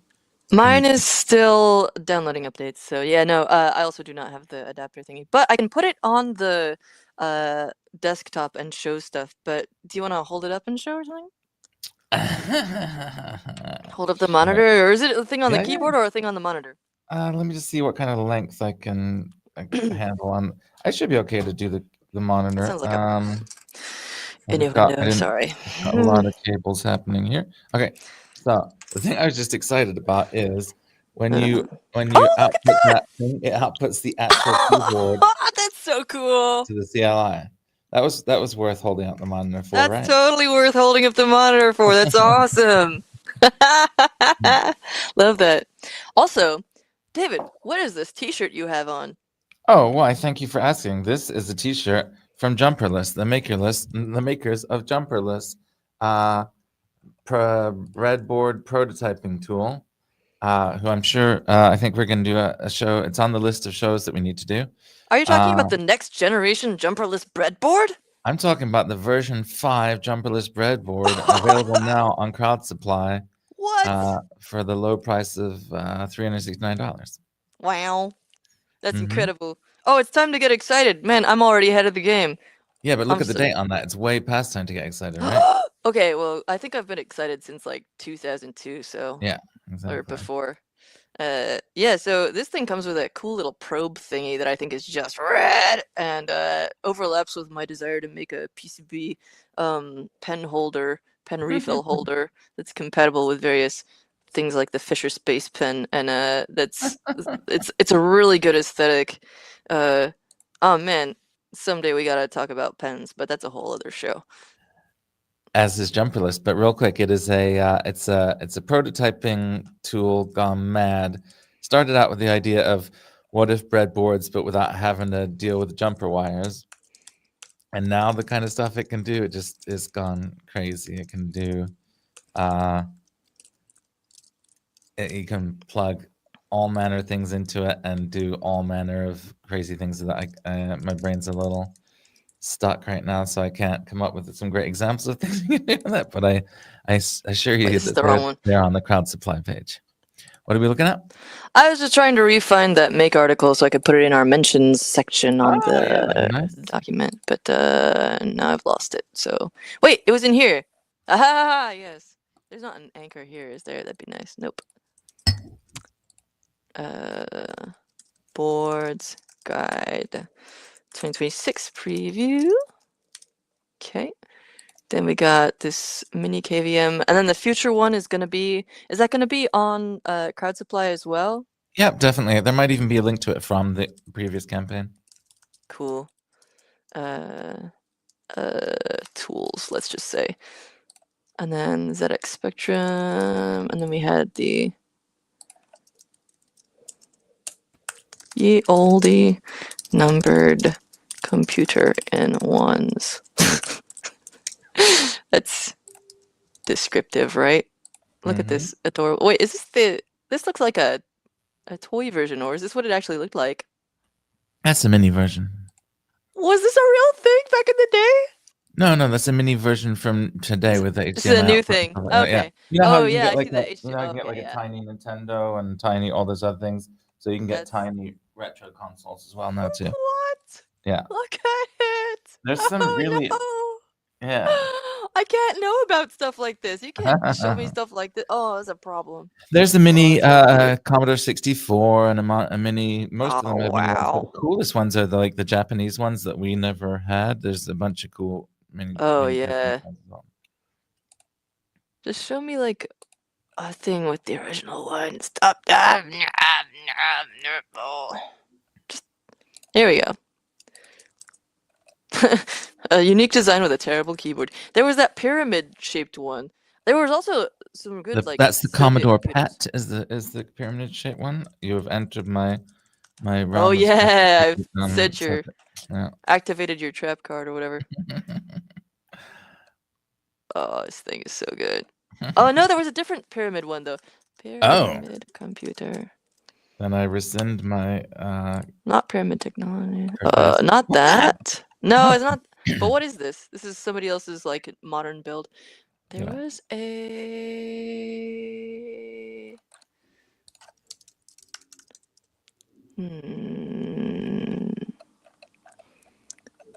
Feel free to jump in on the comments if somebody knows what the heck I'm talking about. I swear there was like a pyramid-shaped one, and it was like the monitor. Ooh, that's pretty. For later. That looks like a PCB. I want it to be a PCB. Okay, anyway, it had like a fold-up monitor that looked like a triangle. Maybe I'm fooling myself and it was the same thing. Does this like fold up? So no, it doesn't. No, So it's it's pointy. definitely a thick. I have that Tandy that just went through that. This guy? No. No, up slightly more. There was the little thing that's see that kind of beige? Yeah. Beige. It That's ain't the vintage. It model. ain't beige. Trash 80 Model 100. I haven't heard that, but that's good. Anyway, stuff for later. So Well, I updated my keyboard, and now I seem to have 44 different effects instead of just those ones we were looking at before. whoa. Yeah, I seem to have solid color, gradient up, down, left, right, pinwheels in Ooh. different directions, cycle all, moving chevron, cycle out and in, Moving raindrop, chevron sounds awesome. jelly Raindrops. bean raindrops, Is that like breathing. Matrix rain? Oh, I you would gotta assume show us so. these. Well, I don't know because I also have pixel rain and pixel fractal. Oh, So that sounds more like. now I just got to figure out how to actually enable one. Okay. Temporarily apply an effect, replacing effect name with the name of the effect. Can I not just choose the ID? That seems strange. Mine's still installing updates. Oh man, you're missing out. That's fine. We'll get there. Okay, so interestingly, pressing FN F4 still cycles me through the kind of 8 main ones. But let me see if I can do Raspberry Pi keyboard config effect and then the name of the effect. So what was the one you wanted to try that you thought might be Matrix? Raindrops, I think. Well, But there's pixel different rain kinds of sounds raindrops. more like it. There's pixel. Oh yeah, raindrops. Yeah, let's try raindrops. Raindrops. And now I'm gonna have to hold up my whole keyboard to show this, aren't I? Yeah. It's cool. We can look at more of them when on my desktop when I get my stuff set up. But you've just It's frozen. pretty cool. What? No, you're good. You're good. Oh, I think my face was frozen with excitement at the effect, I think is what's happening. Now I'm gonna pick this up and it's probably gonna cause everything on my desk to fall over and be the end of the stream. Awesome. But that's kind of too let me see if we can. It's How can I make pretty. the light better though? Do I want more light or It's less? very There we go. ethereal. Yeah. Dang, look at that! Celestial. Is this a Yeah, raindrops version? Oh, I see. It's like raindrops are pitter-pattering onto the keyboard itself, but without the actual grievous hardware damage. That's Very your nice. that's your Twilight Sparkle right there. That absolutely is. That's one of just 44 available. Dang. I've never been a pink kind of person, but this thing might end up converting me. I noticed that there's a keyboard firmware source code on GitHub, which you can find linked from these docs here. So I'm going to drop that into the thing. Though I doubt that I will actually use that because I'm going to use the actual tools. Okay, so... I'm just choosing the names of ones that sound cool, and I've just initiated Splash, which whatever key you press, yeah! out from there. What about the chevrons one? Oh, system is up to date! Yay! Oh, okay. Now set that other thing up. All right, chevron. Got to restart. Yeah, I think you should. It prompted Not sure if it's me to. compulsory, but it's definitely advisable. It does appear to be compulsory. Okay. All right. So you want chevron, rainbow moving chevron? Yeah. Okay, let's do it. I'm still getting the effect of the previous one as I type rainbow moving chevron. Rainbow. That's a great way to encourage people to use these things more and develop on them. Chevron. Rainbow moving chevron? Okay, yeah, that makes sense. Whoa, what does Raspberry Pi Connect? Ah, yes. Pretty cool. So right now I'm typing in RPi keyboard config effect and then the name of a thing like splash. But that is a lot of typing, and I'm wondering, can I not just type in the number of the effect? Because they list them. They list the 44 different effects that are currently there. And I just feel like, can you tab complete it all or no? Oh, don't think so. No, it just treats it like a file. Gotcha. But let me try just typing in a number, even though it doesn't say that you can do that. What sounds interesting? Yes. Let's try solid reactive 32.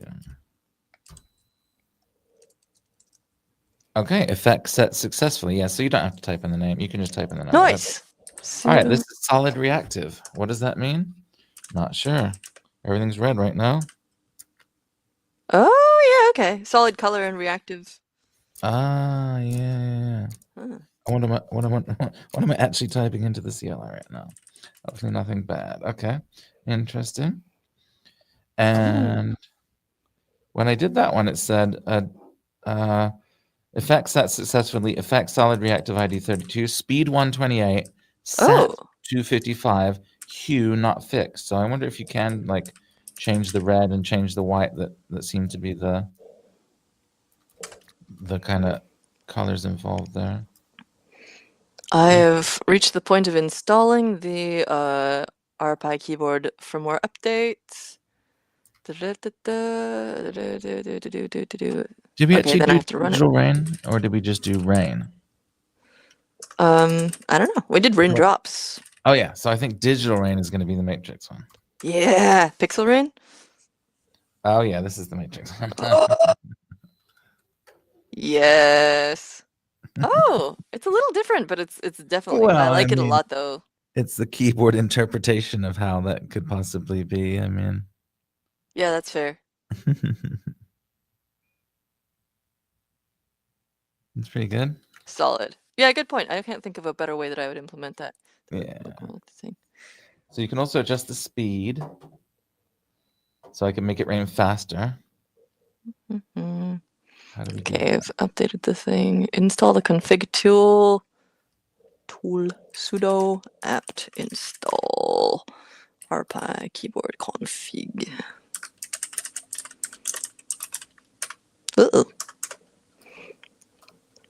Splendid. Oh, that's really fast. Now I have the power also. All right, I updated my rain speed from the default of 128 to 255, so it's raining much faster now. Ooh, nice. I think the only thing that I would change to make it more clear is a super nitpicky thing, which would be that I would like vary the brightness of each key individually, which would take a lot of processing power. Like just keep like continually vary each one because they're like constantly changing characters on there. So let's see. I think you might not be backwards to everybody because mine also is showing me as backwards. And if they're both backwards, maybe we're both right. Somebody let us know, maybe. Everybody, are we backwards? Are we backwards? Everybody. Okay, so I'm still in the dang command line. Okay, let's see. So you know when I said that that the presets are the same, even though I got 40 something different things now? I can change my presets, so I can make it so that my preset it goes from digital rain to something else to. Okay, so let's see.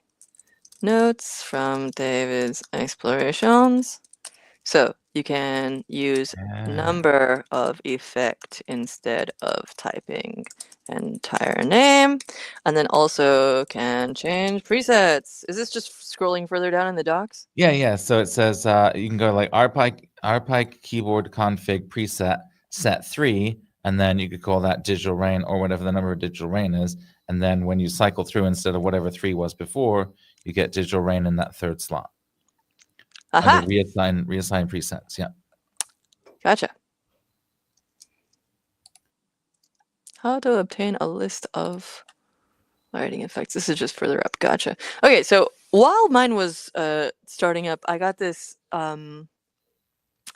It's a thing in the top bar, the like header bar, that there's an icon for it, and it says Raspberry Pi Connect, and I was like, what is that? So let's see. This is basically just let somebody. I just got that too. Is this their remote access thing? I think Raspberry Pi Connect? Yeah. So it's like instead of SSHing into it from the same network, you can. Oh, wait. So maybe we can use this to like screen share type thing. Oh yeah. I'm gonna try that. It's gonna kill all the remaining processing power on my computer, but we'll see. Turn on Raspberry Pi Connect. It's just something that I hit in the taskbar up here. Sign in. Huh. Oh, it launched a Firefox window. Okay, so I'm gonna put this on the screen. Ah! Using the correct mouse now. There we go. Okay, so it's telling me to sign in with my Raspberry Pi ID. Huh! So you gotta use a Raspberry Pi ID for it. You can't just like...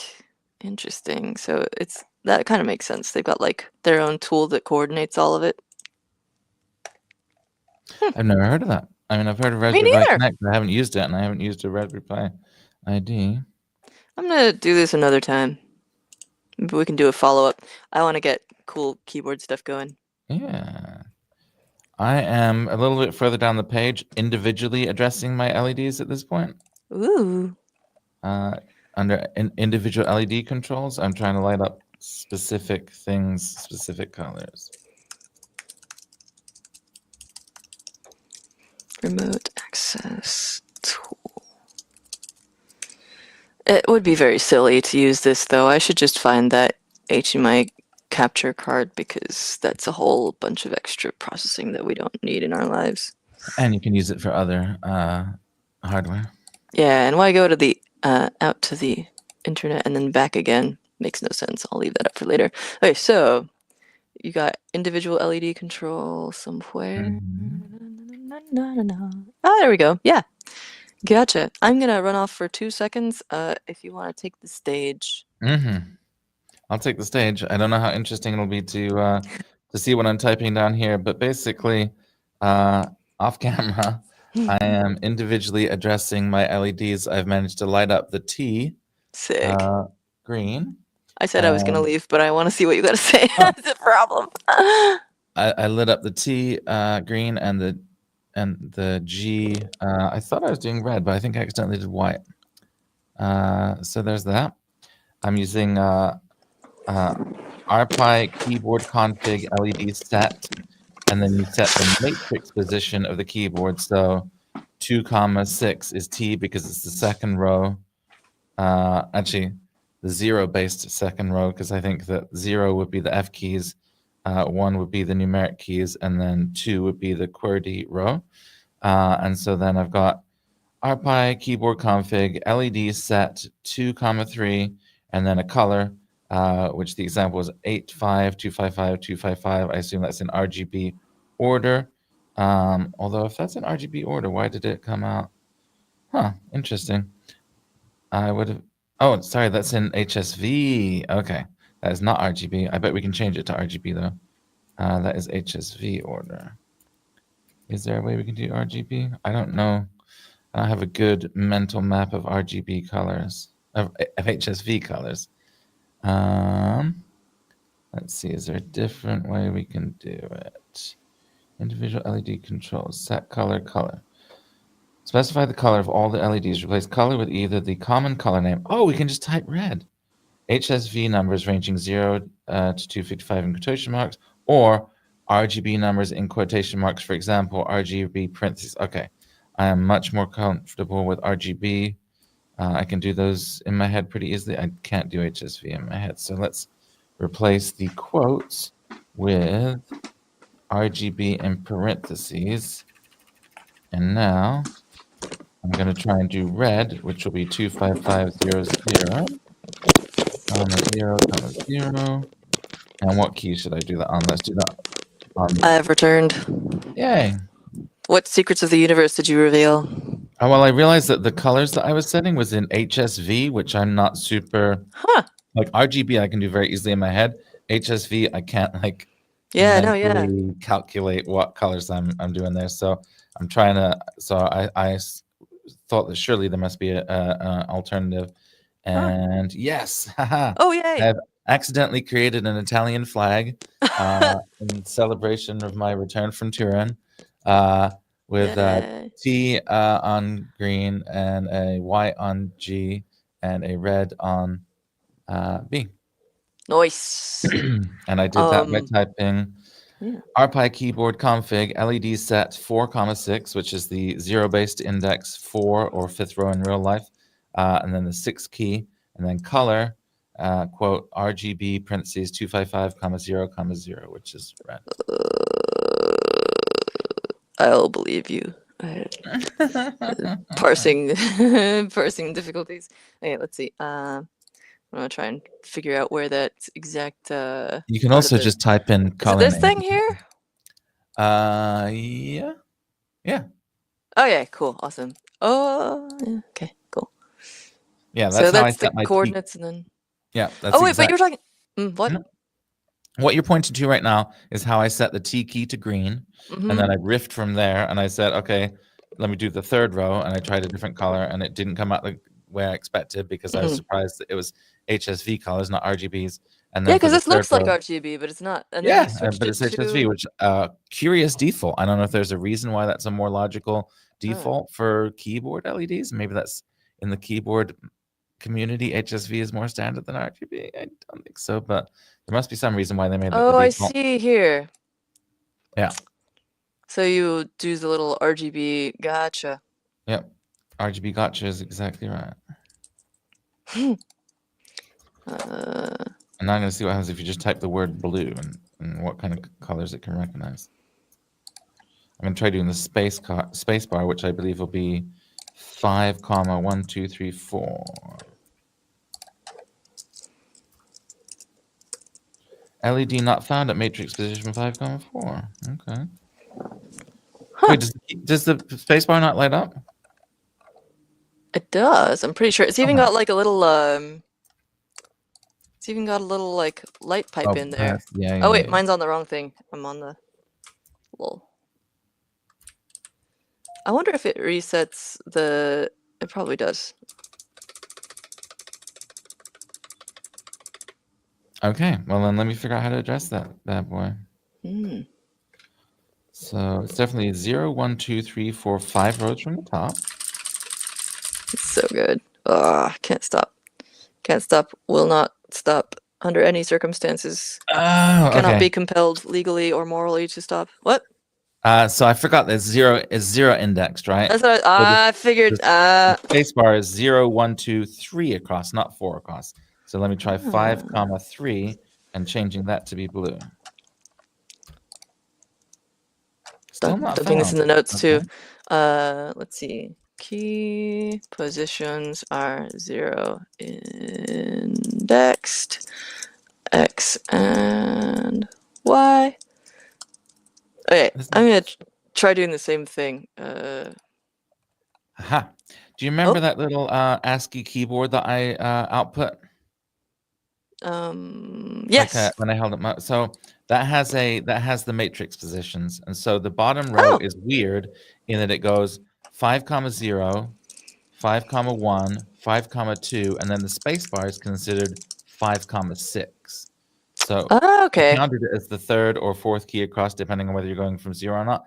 But it must be the center of the whatever the amount of space it takes up. Yeah. Because also on the fifth row, the shift is 4, 0, and the Z is 4, 2. So because shift takes up more than a single cap width, it's all right. So let me see if I can interesting. So mine is physically different from yours as well, because the shift is well, okay, it is actually more than a single one, but it's not like a whole double one like the one on the right. I think it's a 1.25 is what they call that. And you got the weird old enter key as well.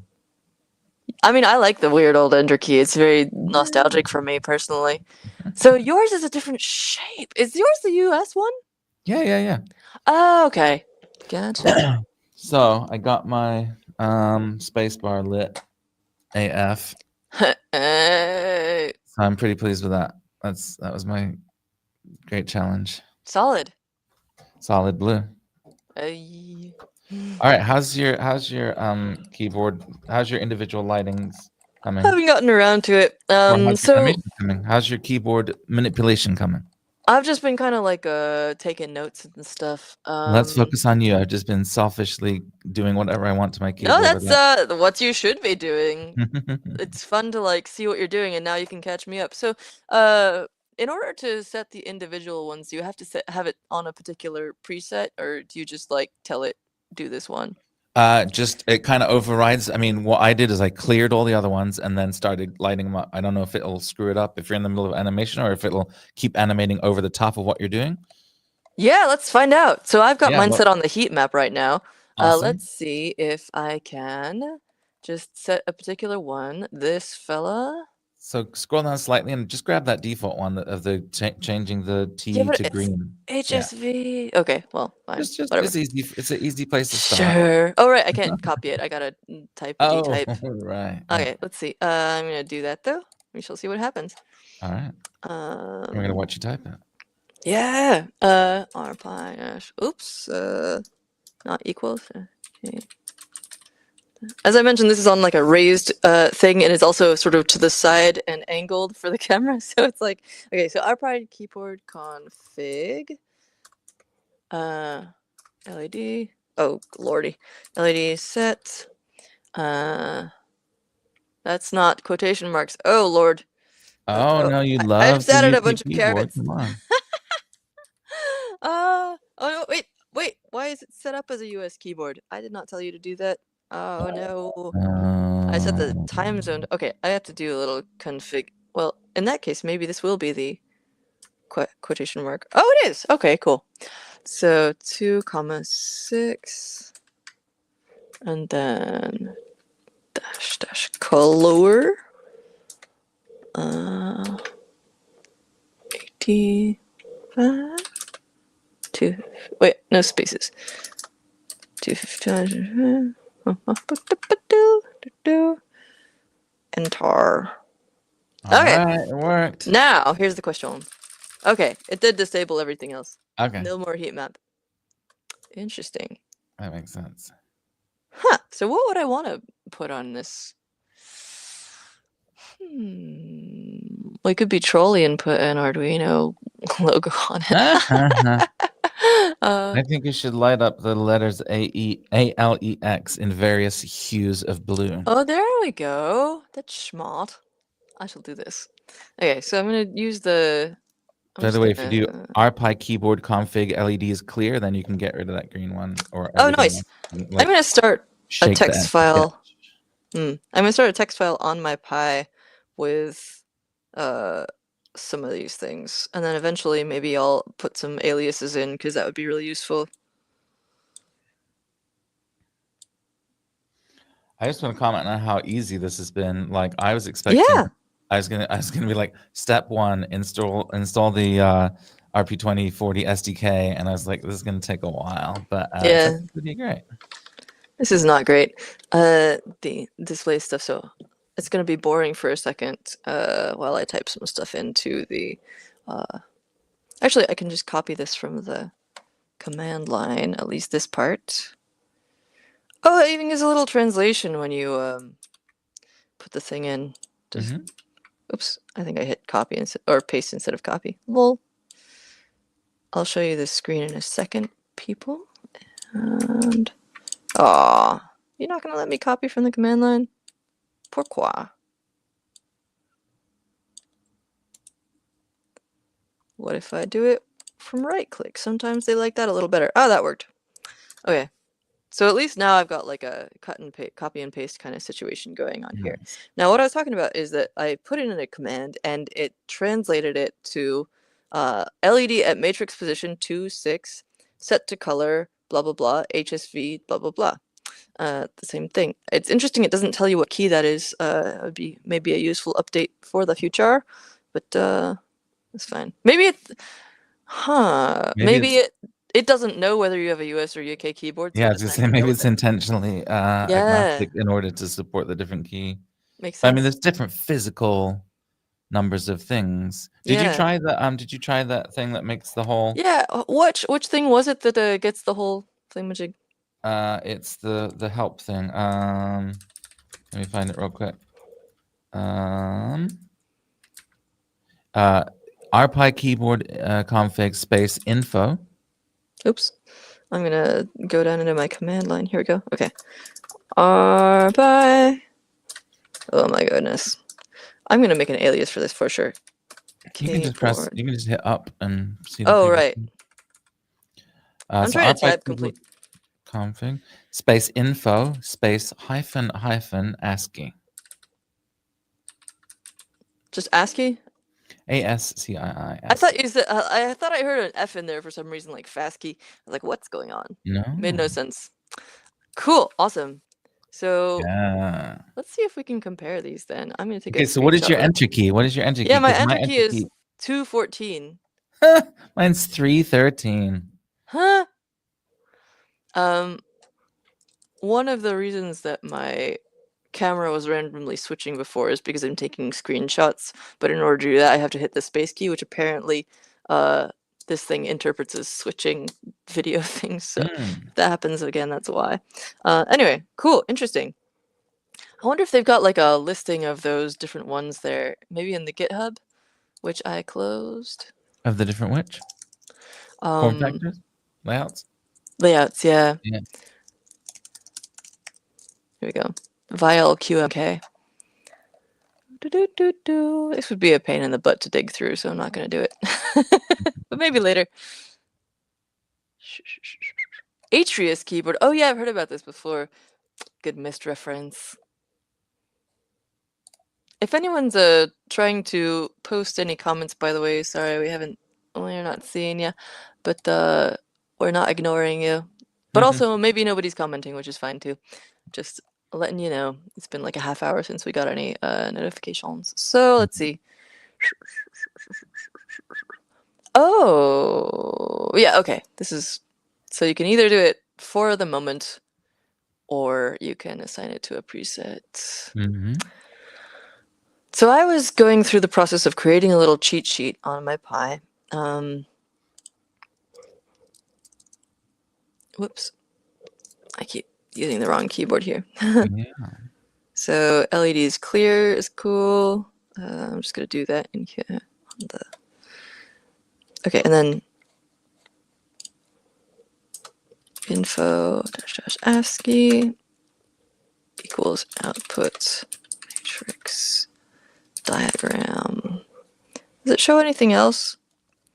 My display is super shortened to fit. I guess it does kind of show some other stuff at the top, but I wasn't yes, there we go. paying attention to it. I made my window smaller so I could look at the notes at the same time. Yeah. Now I see. Now I see the links. Here we are. So there's some stuff before that, which is like tells you the keyboard model, the variant, the uptime, the keyboard firmware version, the keyboard unlock keys. Oh, I wonder if like when I updated the keyboard firmware, it set it to US version or something. That seems silly though. I don't think it would do that. I would hope not. Keyboard unlock keys. Interesting. Can you like lock and unlock the keyboard? I'm gonna go into the Pi config stuff and double check the settings. I'll just do it from the command line. Raspberry dash config. Does that still work these days? Yeah. I don't see why it wouldn't. Definitely still sudo. works. Ah. Oh, I gotta put a space in there. Lol. Huh. What's happening? Oh. I got myself into a weird little text situation. Okay, here we are. Software config. I'm just gonna upload or update brain my things to interface options, maybe localizations options. Keyboard.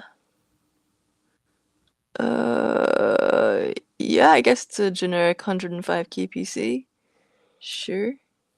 Here we go. English. What?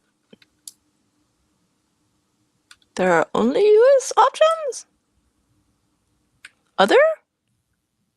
Oh, interesting. It's like a deep menu. Regular. Here we go. There is an Alt-GR key already, but I guess I'll make it this one. Compose key, multi-key. Huh, that's kind of cool. There's like some systems have a specific compose key for like chorded commands. That's really interesting. Oh, I guess like the Alt plus 264. Like I used to use for like making. I don't know, man.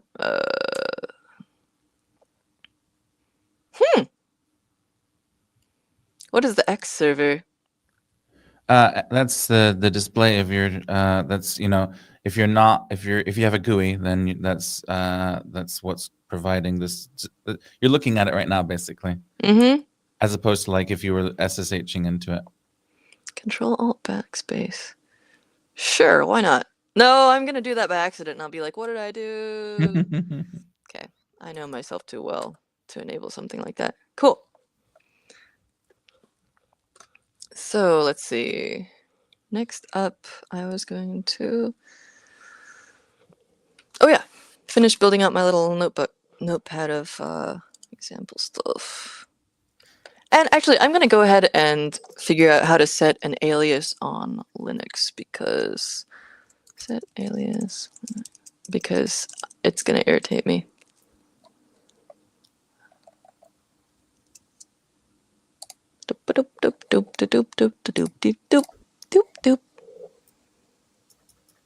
Just to like fill in the beginning of the like rpi-keyboard-config or whatever it is a lot to type every time. And I'm messing up in multiple ways because it's like on my little platform keyboard thing, so my muscle memory is out of whack. And then also UK keyboard.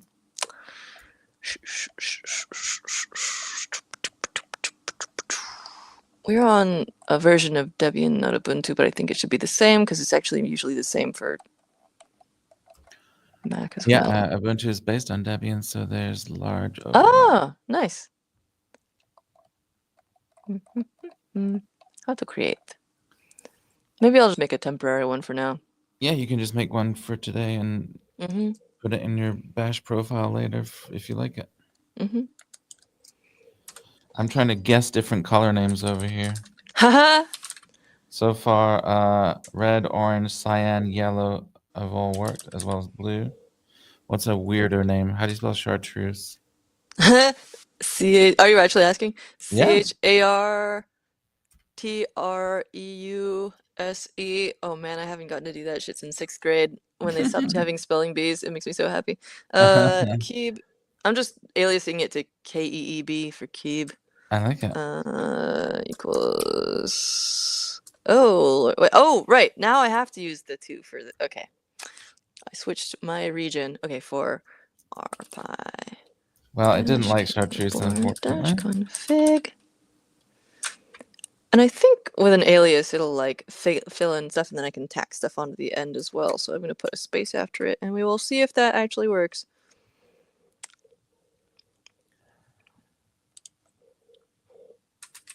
Yeah, see if that actually works, because there's 2 different kinds. There's aliases and I'd have to look at my bash profile to remember what it is, but there's a different one that does allow parameters, and I'm worried that maybe aliases don't allow parameters, but let's find out. Yeah, we'll find out. So I'm wondering as well. I think I've shown you my extensive wiki-based note-taking system, and it has a bunch of aliases for that. But then there was something where the alias, I couldn't use an alias, I had to use something else. You can see me flailing around with the like bang bang command, like trying to be like, just do sudo the thing you did before, but then I forgot to put a space in the first time, and then I was like, just redo it, and then it was like, oh, you want sudo? Anyway, so we're gonna say keeb, and then LED set. Oops. Another one. 2 8. And then this is the worst way to possibly display this. My goodness. And then dash color. Hue, saturation, value, right? So I'm gonna change the hue red to or like something just to see if it works before you type in all that stuff. Oh right. You don't need quotation marks, or do you? No, the solid colors are just words, no quotation. Is it in caps or is it No, regular? that's perfect the way you got it. Let's try that. Hey, it worked! Yay! Hey. Okay, awesome. So I'm gonna put this in our shared doc.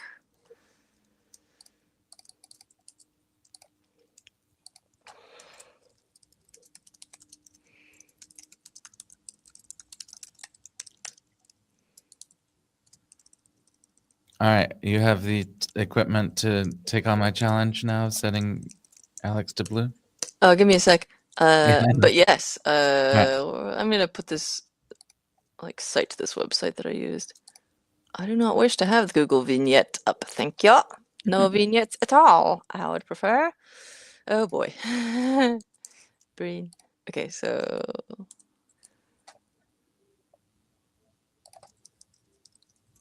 alias Keeb. Yeah, I'm just gonna put this in here.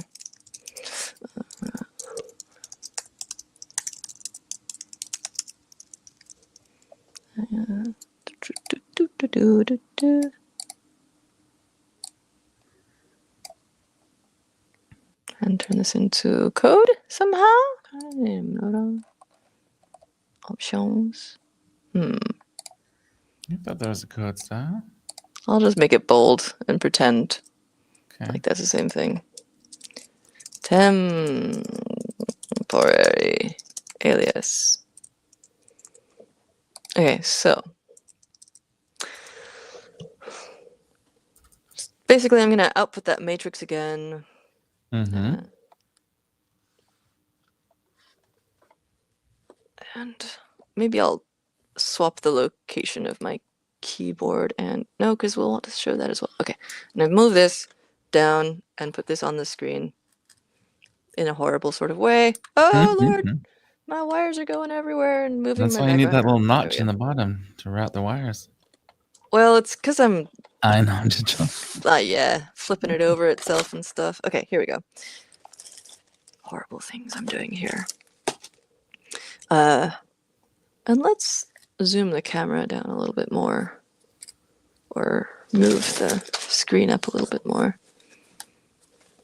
Sorry for the reflections here, everybody. For next time, I'll try and find that HDMI capture card so it's not as horrible. And I'll fix the focus. Oh, that looked good. There you go. Is that good? Yeah, I don't know what you did, but it got much sharper. I moved a little slider around. Oh. Is it at its sharpest now? No, it got sharper and then see, yeah. Huh? That seemed, well, It's hard for me to tell on my tiny display here. I guess I was responding to the brightness, which was not necessarily Yes. the sharpness. So I think it's quite readable. Yeah, I got all Okay. excited by the brightness, but it's actually a little bit fuzzier when it's that bright. So I think we're good. Okay. So what am I doing? I am setting A, L, E, and X. So I'm going to do Keeb and then oh, you know what? I don't need the space at the end of the Keeb thing because I'm going to be putting a space after it anyway. So I'm going to fix my alias because what's better than doing stuff is getting caught up in the weeds while you're setting up to do the stuff. Okay, so Keeb. And then it was info. The superfluous space would not have hindered the execution of the command, though. Yeah, but just because of brain. Okay, so now I gotta do my weird little screenshot workaround. Actually, what I should do is figure out how to do a screenshot on the Pi itself. So let's see. Oh, print screen probably. Let's find out if that worked. Go to the file system. Did not mean to open Firefox. Warps. I think maybe under pictures or something. Yeah, that sounds right. Oh, there's multiple pictures on here. What's going on? This is the one I just took. I think. No, this is an older one. Did I accidentally hit that before? Probably when you're matching the keyboard to get that makes sense. the Here we things to go. line up. Cool. So we've got that. That's nice. Splendid. That's So, brain. Let's see. What the keys that we want are 3, 2. Oops.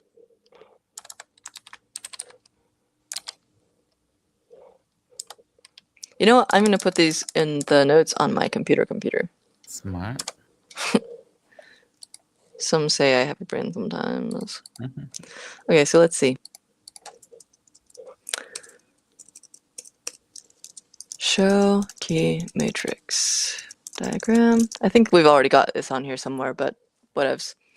Keep info, key. Of course, it merges those into an M dash, but we'll live with it. So A equals 3, 2. G. Oh, right. Maybe I'll do a glow. Nah. L equals. Oh my word. 310. E equals 2, 4. And then X equals 4, 3. Also, it's totally not selfish if you want to do your own thing while I'm messing around with this. Like, that's... I mean, I kind of went on ahead earlier, so I'm just kind of coming back and doing this with you. Cool. I'm not sure what else there is really left to explore in the world of individual LED. I could remap my keyboard to make things more confusing and cause trouble for myself. That's about it, I think. Yeah. Well, you could change, modify one of the default animations to do something. Okay, so here's a question. I want to turn this into a keytar eventually, right? That's what I said I was gonna do in my little video with the ASMR type audio that didn't really work. So I gotta at least give it a shot. What do we think would be like a good keytar animation? I feel like one of those ripply ones, maybe, Yeah, or the yeah, heat yeah. map one actually would be really good. Yeah. I just remember there is one last thing I want to try. Mm. I mentioned it earlier when I was exploring the list of features, and it is the Flappy Bird game. Oh yeah. It says press space. Let me see if I can turn the lights off again. Press space to make the bird jump. You see the bird? I guess it's that red LED maybe. Press Q to quit. Avoid the blue pipes. Your score is shown in the top row with purple LEDs.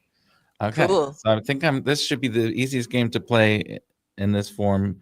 If it was Yeah. any more advanced, I'd be having a lot of trouble. But right, I'm gonna press space to play the game. Is the game playing? No. It doesn't seem to be playing. Instructions. Press space bar or any bottom row key to make the bird. Do I have to do anything to press? Oh, press and hold the keys until the cursor reaches you. Okay. I gotta tell it that I don't want to do anything else. So hold down. Press and hold the unlock. Oh, the unlock key. Which is my unlock key? What is my unlock key? On mine it says row 0, column 0. Okay, mine is escape and enter. Okay. So there we go. that's why they were lit up red. That's why they were lit up red. It was telling me the whole time. Okay, my hands and brain are backwards. Okay. That's a lot. Hold this down. How are you gonna do this? I don't know. Hold this down to unlock. And it says the unlock counter reaches 0, but it's on 50 right now and it's not moving. So you don't have to hold down them both? No. Oh, you think so? Yeah. No, that sounds smart. Okay, hold on. This is so easy.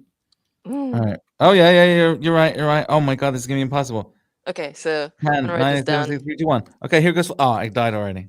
How am I gonna ever do this? Okay. Bird. Okay. Game launch. To unlock key. I'm just gonna try it down here real quick. Hold. On my own, just to see if I can get it even without trying to. Okay. Okay. Jump pressed. Oh, I'm that yellow thing. Okay, I get it now. So I need to flat myself up. Yeah.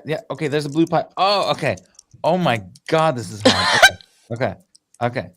So I'm basically a yellow key on the keyboard, and I can move up and down a little bit. And then blue pipes are indeed coming at me. And I made it through one. Oh, and I made it over another one. My score is 2. My score is 3. My score is 4. I'm actually kicking butt now. Figured it out. 5. Okay, 6. Okay, 7. Oh yeah, this is easy. 8. 9. Oh, I hit the ground. I guess you have to keep flapping, otherwise you hit the ground. But I just want to prove my high score right here of 8 purple LEDs lit at the top. Are you also running this thing? No, I was just watching and okay. Well, typing stuff down about the unlocking stuff. All right, so this is gonna be so hard, but ready? Okay, so I'm that yellow bird. You see me flapping up and down? You see that blue pipe up there? Oh, I hit the ground. Oh, death. Hold on. Okay. I need to focus on not hitting the ground. Okay.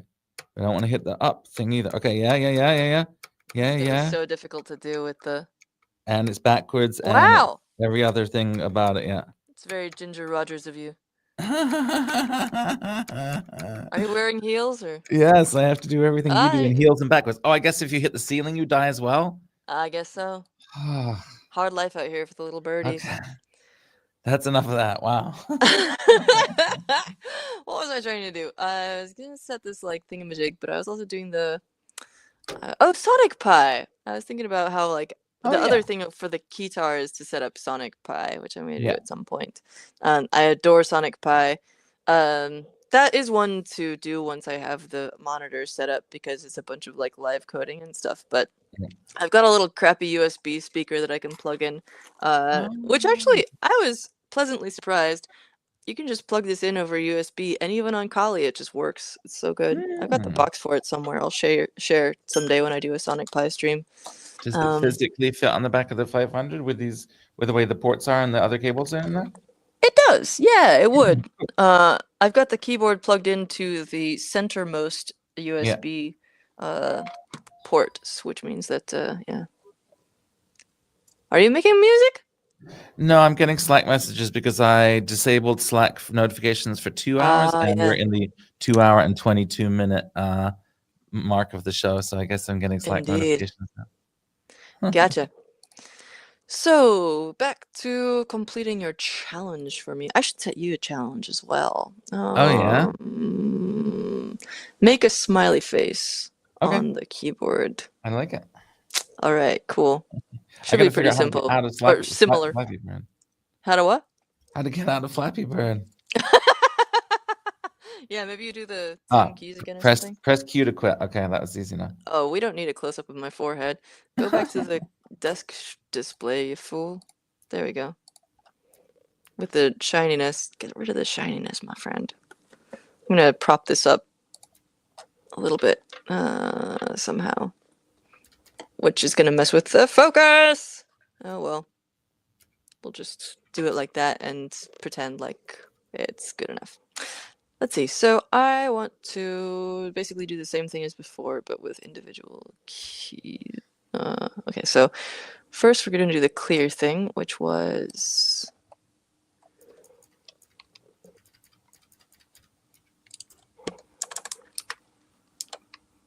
Oh, I've already got it written here. Okay. No, go back to the... There we go. Keyed IDs clean. It has indeed turned them off. That's nice.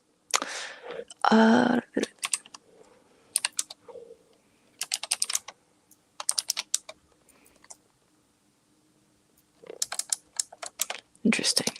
There's LED and LEDs set versus clear. So, oh, you can save it just by saying LEDs save. Save. What does it save? The state of what it's at right now? Yeah.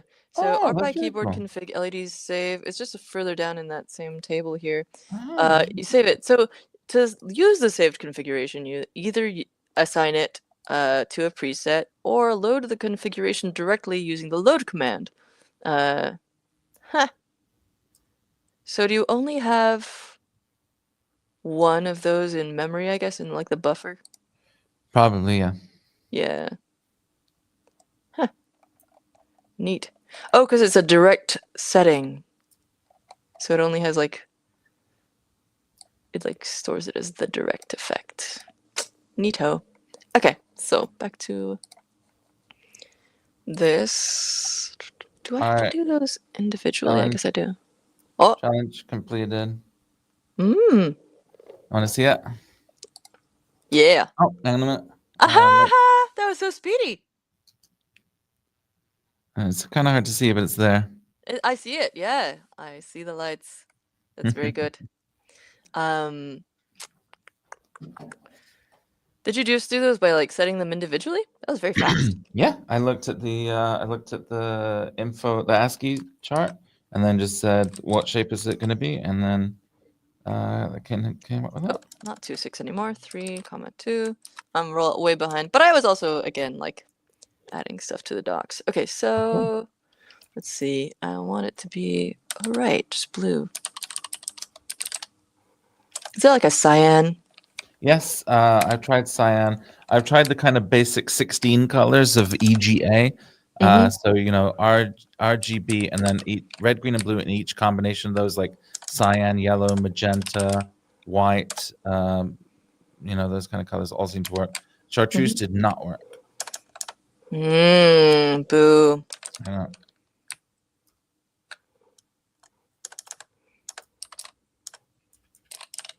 Now you mentioned EGA very conspicuously not saying VGA by making a strong break between the of and the so yes, EGAs. That's another color So set. CGA was like white and cyan and magenta and black, and then EGA had 16 colors. VGA had 256 colors. Aha. The X, I think, is going to be cyan as well. And there we go. Oh, this is going to be a pain to get back up on the desktop. Ah! Proof of the thingy. Splendid. I feel like we can go. I'm going to start getting Sonic Pi set up. We are at the 2 hour and 20-minute mark, which usually we go for about 3 hours when we're like on a roll, but like we don't have to go that long, especially given your dehydration state and my like attention span. But this seems like a good spot for me to start messing around with Sonic Pi.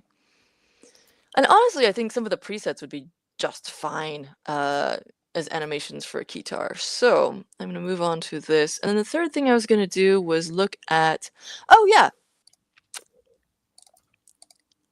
see if there's like pre-existing Gatoron switch default things. And if someone can tell me whether this is like a standard, I think that Chippy chipped in before, with, or chimed in, I guess, actually. Whatever, chipped in with some info about that. Like, I'm not sure if different ones have different backs shapes. I think the actual like mechanism to connect it to the switch is going to be pretty similar. It's just going to be That's like what I the thought. profile of the.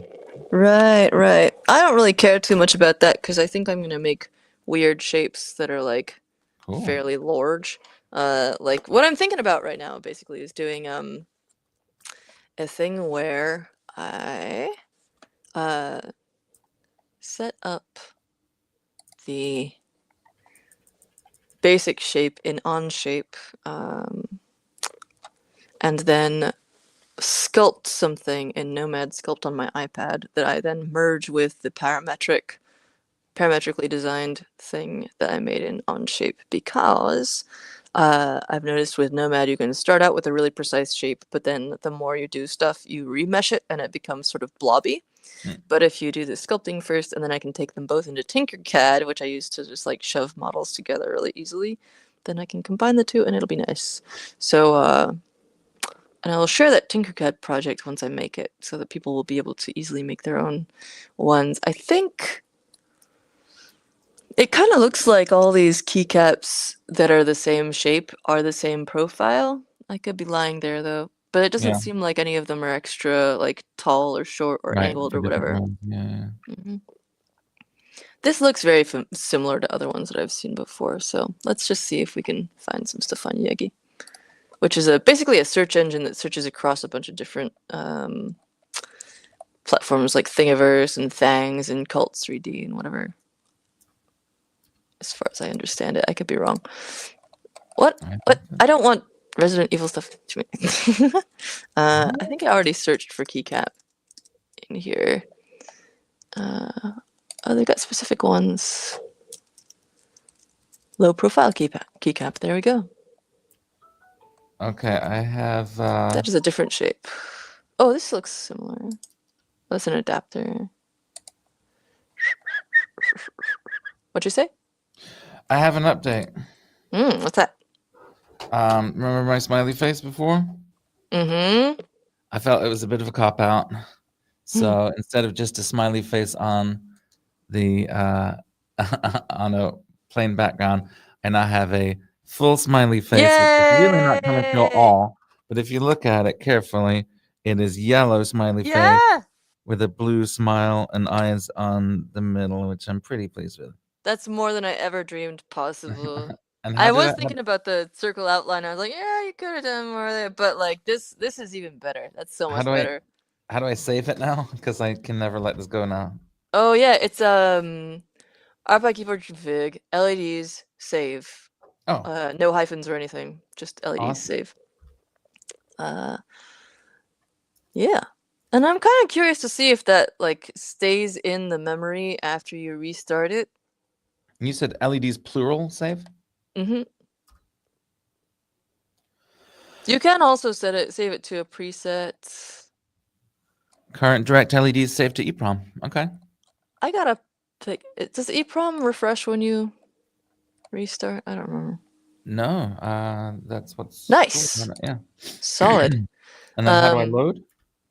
You literally just say LEDs load. There's Mhm. no parameter or anything because I think you only have one slot to store that in. Okay. So now let me just change it to something different and weird. Okay. So I've changed it to white. And Okay. now if I do That is LEDs so weird. So weird, David. LED load. That's the weirdest thing I can think of. Okay. LEDs load. We're not No.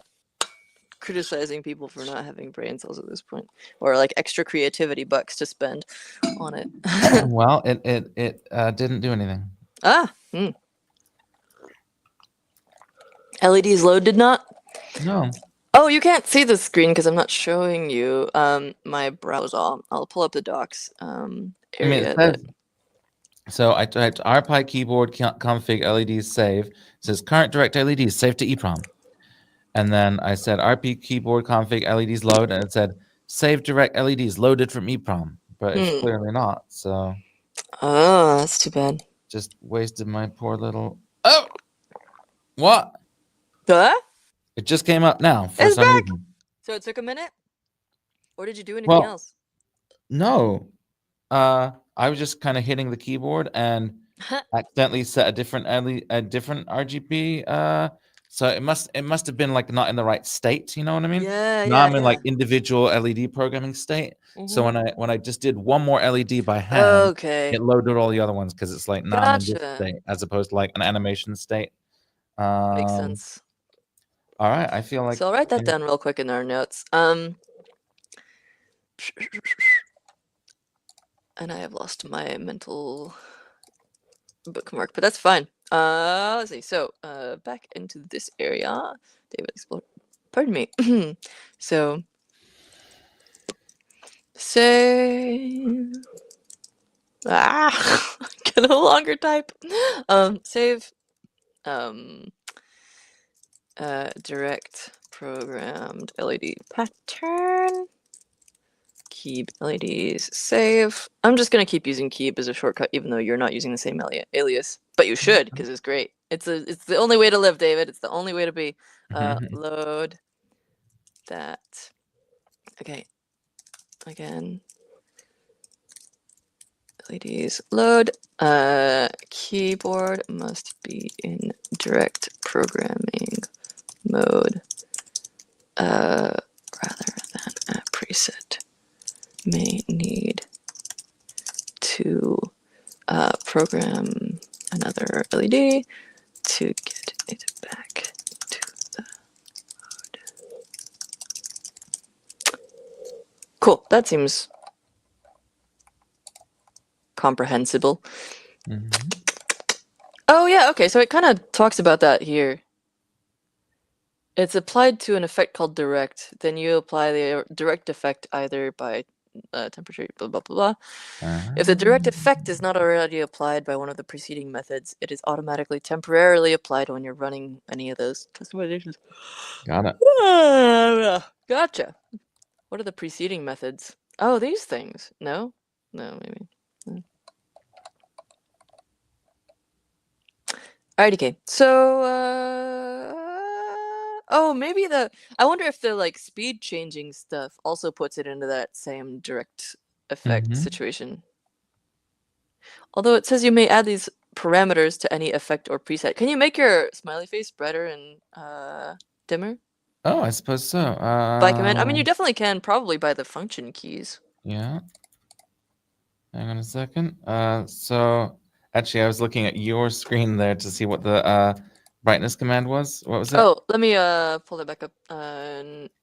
It's literally just brightness, and then you can, and that shows the current one, and then you can say Okay. brightness, and then 0 to 255 So I'm value. already on brightness 255, so let's try brightness 63. No effect to my smiley face.